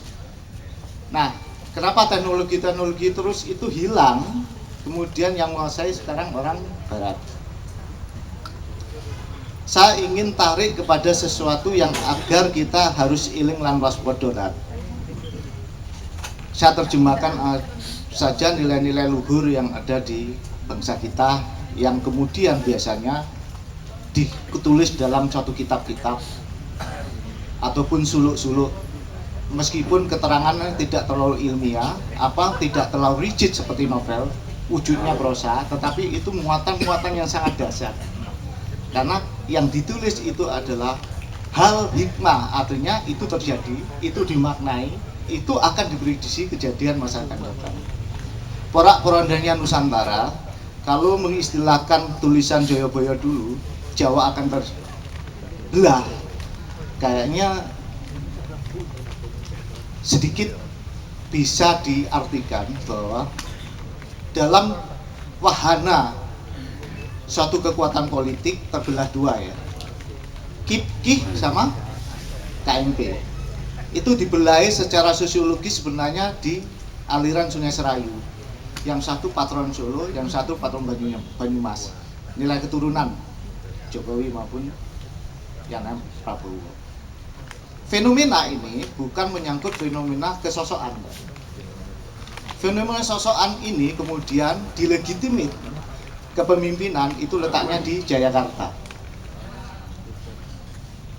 Ada sosok kepemimpinan model Arab, Timur Tengah, ada sosok model Timur Jauh. Munculnya Ahok dan gubernur yang diangkat sampai hari kiamat. Nah, fenomena ini yang dikotomi ini harus stigma kata Mbak tadi yang harus kita selesaikan upaya ke depan. Akan ada kejadian apa ini? Karena kita berjalan bukan kita yang nyusun konsep, pihak lain, sutradaranya pihak lain. Kita aktor-aktornya bukan aktor sungguhan. Kita cuman sebagai orang gembelengan ngikut itu aja. Artinya kita harus berani, harus mampu, harus jernih untuk mengantisipasi ada kejadian apa ke depan. Abad ke-17 itu ada Macopat, itu judulnya adalah semut ireng anak-anak sapi, yang diterjemahkan banyak hal. Kejadian berarti di Kertosuro. Kertosuro itu apa? Geger Pacinan.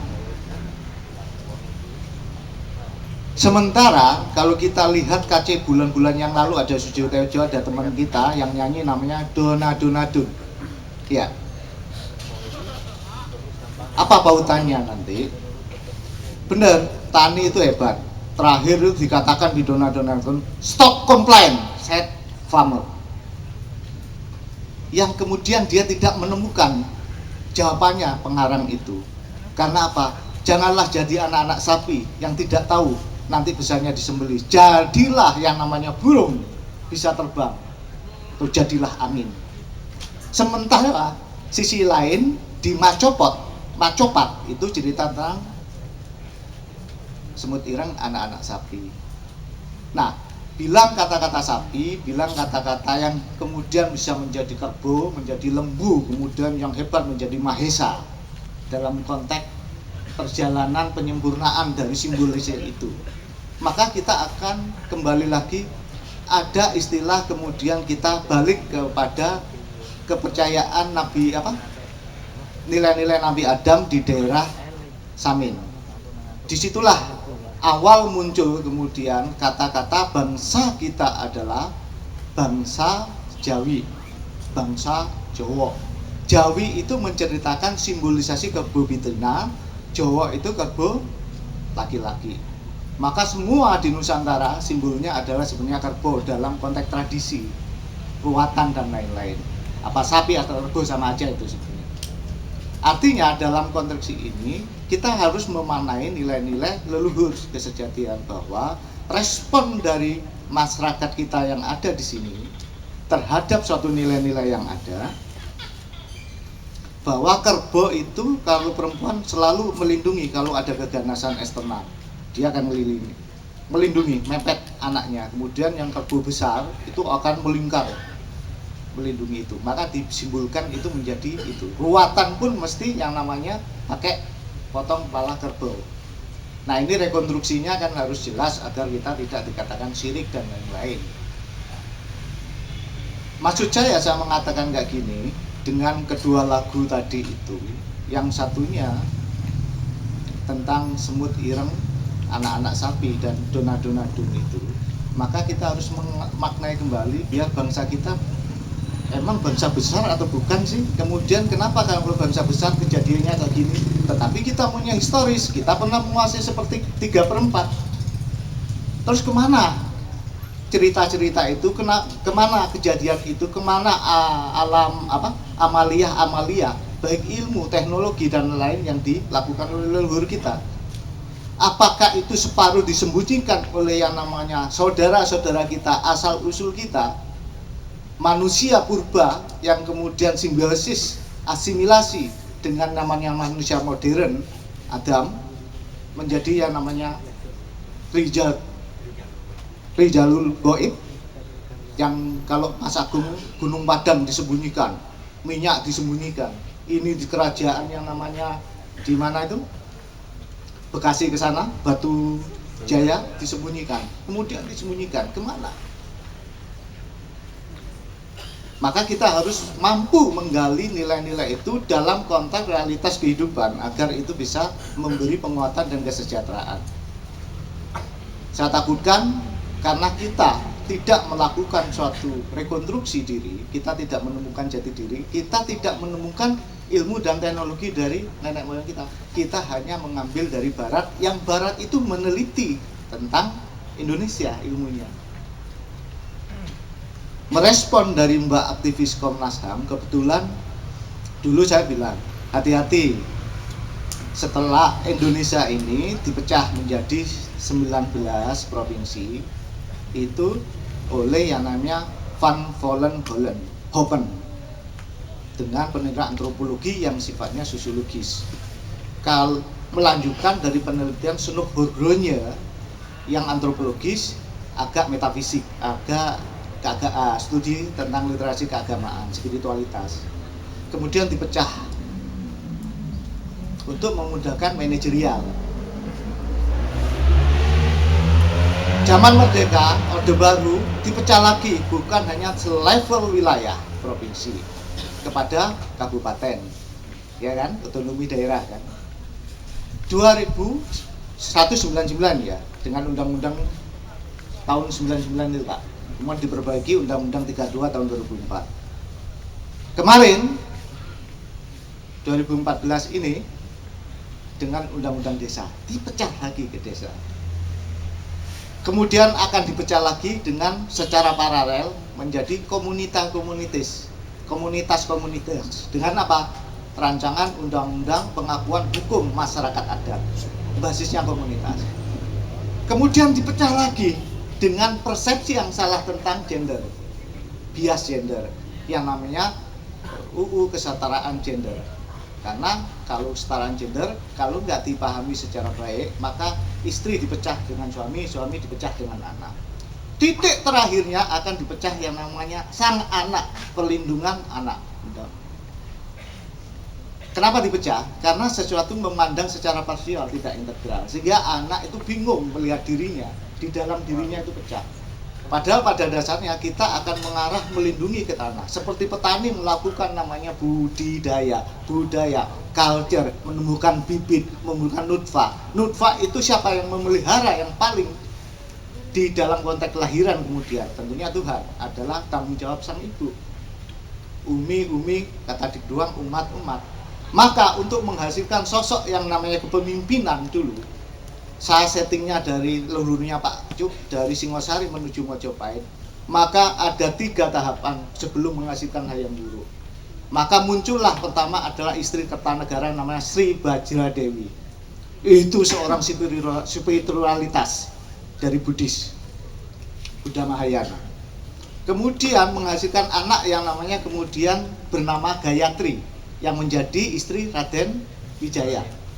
Itulah adalah pendamping untuk memberi konsepsi terhadap sistem ketatanegaraan bersama-sama. Kemudian menghasilkan Gayatri punya anak namanya Tribhuwana Tunggal Dewi. Itu yang membuat ratu. Itu yang menjadi ratu. Itu yang mengendalikan sebelum diwariskan kepada Hayam Wuruk. Umi muncullah. Ini proses panjang. Jadi di samping kita melindungi nutfah dengan eksternalitas yang ada ini untuk kita dijajah, kita harus tahu, kita harus mampu memetakan secara sedetail mungkin sebab muabat, sebab akibat. Maka kita dituntut menjadi seorang muwahhid, titen, tahu atas pemetaan dimensi langit maupun dimensi bumi. Setelah tahu pemetaan itu, kemudian kita harus mengeluarkan namanya solusi. Maka kita harus istihad. Maka kita dituntut menjadi mujtahid. Setelah itu solusinya ketemu, maukah kita turun tangan untuk menyelesaikan perubahan ini menjadi mujadid? Kalau sudah menjadi mujadid, orientasinya kemana? Untuk kesejahteraan yang dilakukan oleh Nabi Muhammad. Untuk apa sikapnya? Seorang munfikin. Harta Nabi Muhammad itu banyak, tetapi dia tidak mengeluarkan hanya sekedar zakat yang sekian persen, dihabisin semua untuk membangun peradaban untuk masa yang akan datang. Artinya apa? Kalau kita mau belajar leluhur masa depan, artinya ada sesuatu yang tidak hilang dalam proses dialektika di bumi ini. Kalau teman-teman kita di Bali yang namanya atau Buddha reinkarnasi, mungkin di Islam terminologinya bukan itu. Tapi kalau kita lihat ini materi, di dalam materi itu ada energi, di dalam energi lagi ada cahaya kalau mau diremas. Dan kewajiban-kewajiban kita, mungkin Mak Iya berkumpul kayak gini, ada hal yang sekarang menjadi debatable, urusan-urusan untuk melakukan ibadah mohon maaf, ibadah yang sifatnya ibadah muamalat maupun ibadah mahdoh. Ada 3. Marilah kita menjadi anak yang soleh. Dengan cara apa? Mencari leluhur kita, ngambil ilmu yang baik untuk kita kembangkan. Maka jadilah ilmu yang bermanfaat. Marilah kita belajar tentang sejarah, tentang hasil karya leluhur kita. Untuk kita ambil apa? Amal jariahnya. Untuk kemudian kita kembangkan, yang jelek kita tutup. Maka insya Allah setiap kita melangkah, setiap kita napas, itu sudah adalah doa untuk leluhur kita. Dan itu tidak ada habis-habisnya. Tanpa ada perdebatan antara si A, si B, oh harus dengan ngaji kayak gini, kayak gitu. Disimpelkan, maka fungsinya ada bekerja. Af'al. Karena di dalam Tuhan pun bekerja, semua harus bekerja. Saya kira cuma itu. Terima kasih. Wassalamualaikum warahmatullahi wabarakatuh. Baik, terima kasih kepada Mas Andre, Ustadz Usofa dan Dr. Cuk. Sebelum kita closing, Ustadz, ada Mas Lukman Bayaki dan Mbak Anissa, supaya kita juga nggak tegang-tegang amat untuk pulang setelah ini. Mbak Anissa, 1-2 lagu dipersiapkan. Kita juga ada Mas Lukman Bayaki. Ternyata kita punya stand up komedian, kemarin perform, saya pikir, dan kita coba berharap nih Mas Lukman juga, nih kita coba akhiri dengan stand up komedi, nanti beliau akan memberikan closing statement setelah itu. Mbak Anissa.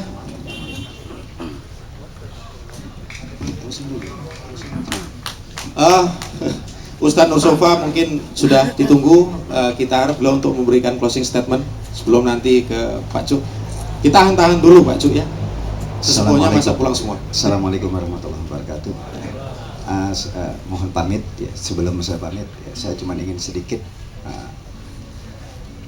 Tadi saya sudah katakan bahwa kebahagiaan adalah ujian, Kemiskinan adalah ujian, penderitaan ujian, kekayaan adalah ujian. Semua manusia sanggup mengatasi ujian. Rabbana wala tuhammilna ma la taqat. Ya Tuhanku, janganlah aku diberikan ujian yang aku tidak sanggup. Tapi yang paling berat bukan ujian, Pak. Yang paling berat adalah azab. Kita takut negeri kita ini diazab, kampung kita diazab. Allahumma inni a'udzubika min azabi jahannam wa min adzabil qabri wa min fitnatil mahya wal mamat wa min fitnatil masyihid dajjal. Ini yang paling kita takutkan, bukan ujian tetapi azab. Nah, ketika kita sudah meninggalkan tadi ajaran-ajaran Islam, ajaran-ajaran Rasul, ajaran-ajaran Al-Quran, maka adab Allah akan turun. Terutama sekali adab alam barzah ini yang paling ditakutkan oleh Sayyidina Ali, ya. Ali mengatakan yang paling aku takutkan adalah adab alam barzah. Karena kalau adab neraka saja masih barang-barang dibakarnya, ya. Tapi kalau adab alam barzah sendiri-dirian itu. Dulu ada nenek-nenek di rumah saya sempat pesan sama cucunya, tolong nanti kalau gua mati jangan dikuburin di pinggir ya. Kenapa? Iseng gua nggak ada teman katanya. Itu azab alam barzah paling ya. Na'udzubika min azabi jahannam, neraka jahanam, azabil qabri, azabnya alam barzah. Ente mau dikuburin di mana saja sama, mau di San Diego sama, tetap ada azabnya, ya. Bahkan ketika mayat sudah diletakkan di liang lahat dan ditinggalkan oleh teman-temannya, maka sudah datang itu dua malaikat yang akan bertanya, dan selanjutnya akan ada azab. Kalau dulu 7 langkah ya, masih ingat kita ngaji 7 langkah. Tapi saya baca hadis bukan 7 langkah. Idza wudiyal abdu fi qabri, apabila seorang sudah mulai diletakkan di liang lahat, wa tawalla anhu ashabuhu, dan ditinggalkan oleh teman-temannya, hatta innahu yasma'u qur'ani ahim, sampai si mayit itu mendengar suara sendal yang mengantarkan dia sudah meninggalkan. Fa'atahu malakani, sudah datang 2 malaikat. Fayuq idanihi, dan sudah mulai didudukin. Fayakulani, dan ditanya, bukan man robuka lagi. Ada saya baca dalam satu hadis, ma kunta taqulu fi hadzal rajul Muhammad. Kenalkah kau dengan seseorang yang bernama Muhammad, yang harusnya menjadi rujukan kamu, menjadi panutan kamu? Jadi bukan 7 langkah. Kalau 7 langkah hanya penggambaran betapa cepatnya malaikat itu bertanya. Cuman kalau jadi patokan 7 langkah itu sering dibakal bercanda sama anak muda, baru 6 balik lagi, 6 balik lagi ya. Sampai kita bilang, lu kok bolak-balik, malaikat gua kederin orang belum 7 ya. Padahal sudah mulai ditinggalkan, sudah mulai ditanya. Itu saja. Jadi yang paling kita khawatirkan adalah azab Allah. Marilah Quran kita kembali tumbuhkan dalam bacaan kita sehari-hari. Ini saja, mohon maaf, wallahul muwaffiq ila aqwamit thoriq. Wassalamualaikum warahmatullahi wabarakatuh. Waalaikumsalam warahmatullahi wabarakatuh. Terima kasih atas ilmu yang disampaikan oleh Ustaz Sofa. Oh, sesepuh kita juga mau closing statement juga. Pas semuanya minta jam 2:30. Ya, monggo. Pak Dokter ini. Assalamualaikum warahmatullahi wabarakatuh. Saya juga mau mohon pamit ya, mohon maaf tidak bisa selesai karena masih ada hal yang harus saya lakukan. Saya teringat satu kata yang saya lupa siapa yang mengatakan, kalau nggak salah Menteri Luar Negeri Amerika itu, kalau nggak salah tahun 60-70-an lah, saya lupa. Control oil, you will control country. Control food, you will control the people. Kalau saya ini fatwa saya yang terakhir ini. Control yourself, no one will control you. Kendalikan dirimu, maka tidak ada satupun orang pun yang mampu mengontrol Anda semua. Terima kasih. Wassalamualaikum warahmatullahi wabarakatuh. Terima kasih banyak Pak Dokter. Mudah-mudahan bulan depan bisa tetap hadir di KC. Ya, terima kasih banyak. Berikutnya Mbak Anissa, mau lebih maju atau di situ aja? Baik, 1-2 lagu. Nanti persiapan Mas Lukman di mana ini? Stand up kita beliau bicara tentang nilai-nilai nih. Persiapan di depan. Mas Lukman Bayaki, monggo hadir di depan. Di pamungkas sebelum kita tutup, dan Mas Rusdi mohon ke depan untuk mengakhiri doa nanti. Oh iya, sudah hadir. Ini mau lari-lari juga beliau nih. Sesepuh satu nih. Jadi kalau di tempat lain tuh orang berebut nih nyari panggung. Kalau di sini pada susah nih, nyolong-nyolong panggungnya ini susah, dia harus dipaksa-paksain nih. Ya, silakan Mbak Anissa. Assalamualaikum warahmatullahi wabarakatuh. Waalaikumsalam. Selamat malam teman-teman yang udah pagi ya. Selamat pagi. Biar semangat terus. Ini lagu pertama kita bicara tentang luhur masa depan, gak jauh-jauh dari waktu. Jadi kalau ngomongin waktu, kemarin juga waktu. Jadi lagu Yesterday dari Beatles.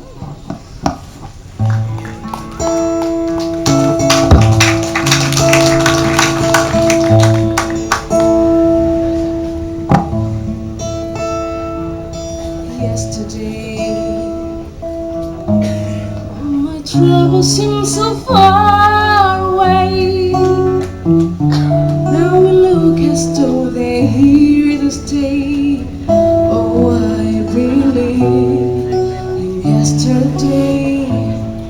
Suddenly, love was such an easy game to play. There's a shadow hanging over me. Oh, yesterday comes suddenly. Why he had to go, I don't know. He wouldn't say. I say something wrong now long for yesterday. Yesterday, it was such an easy game to play. I need a place to hide away. Oh, I believe in yesterday. Why he had to go, I don't know. He wouldn't say. I say something wrong now for yesterday. I say something wrong now for yesterday.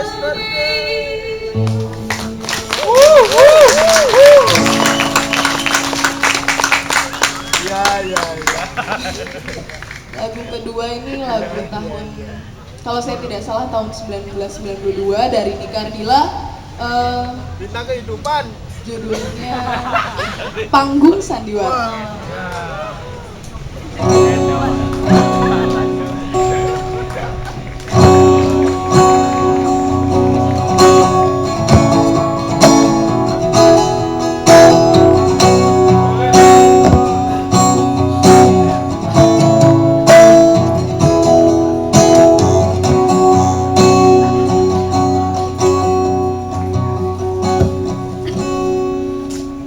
Dunia ini Panggung sandiwara, ceritanya mudah berubah.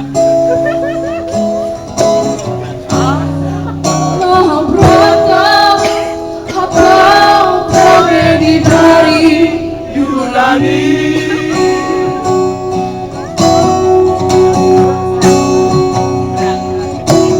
Setiap kita dapat satu peranan, harus kita mainkan.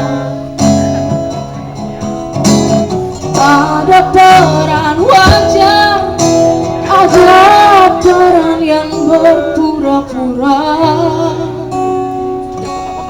Mengapa kita bersandiwara?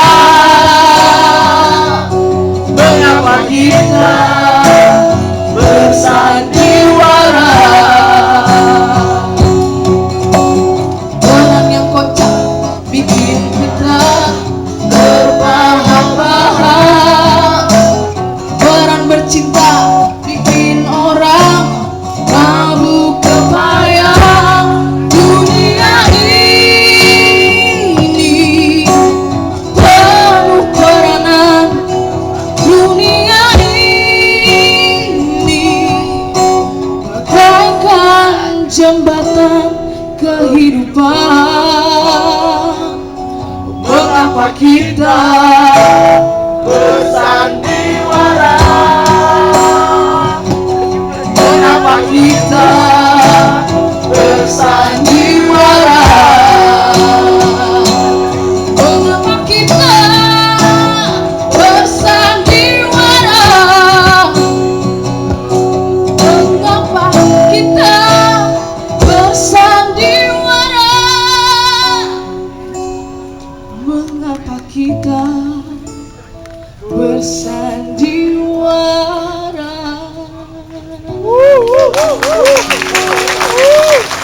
Terima kasih, selamat pagi.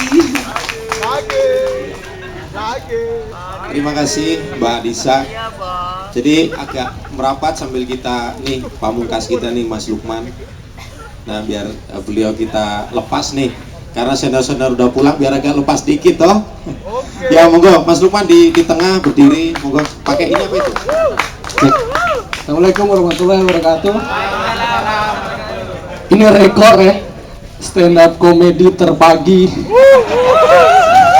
Setengah 3 loh. Setengah 3 kayaknya di dunia cuma ada saya gitu yang mau sih.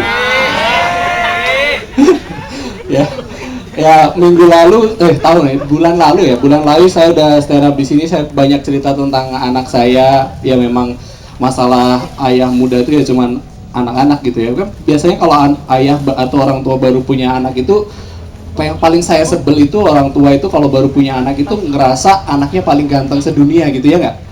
Yang udah punya anak pasti tahu tuh rasanya. Yang kalau udah punya anak itu rasanya paling ganteng, paling cantik sedunia. Padahal cakepan anak saya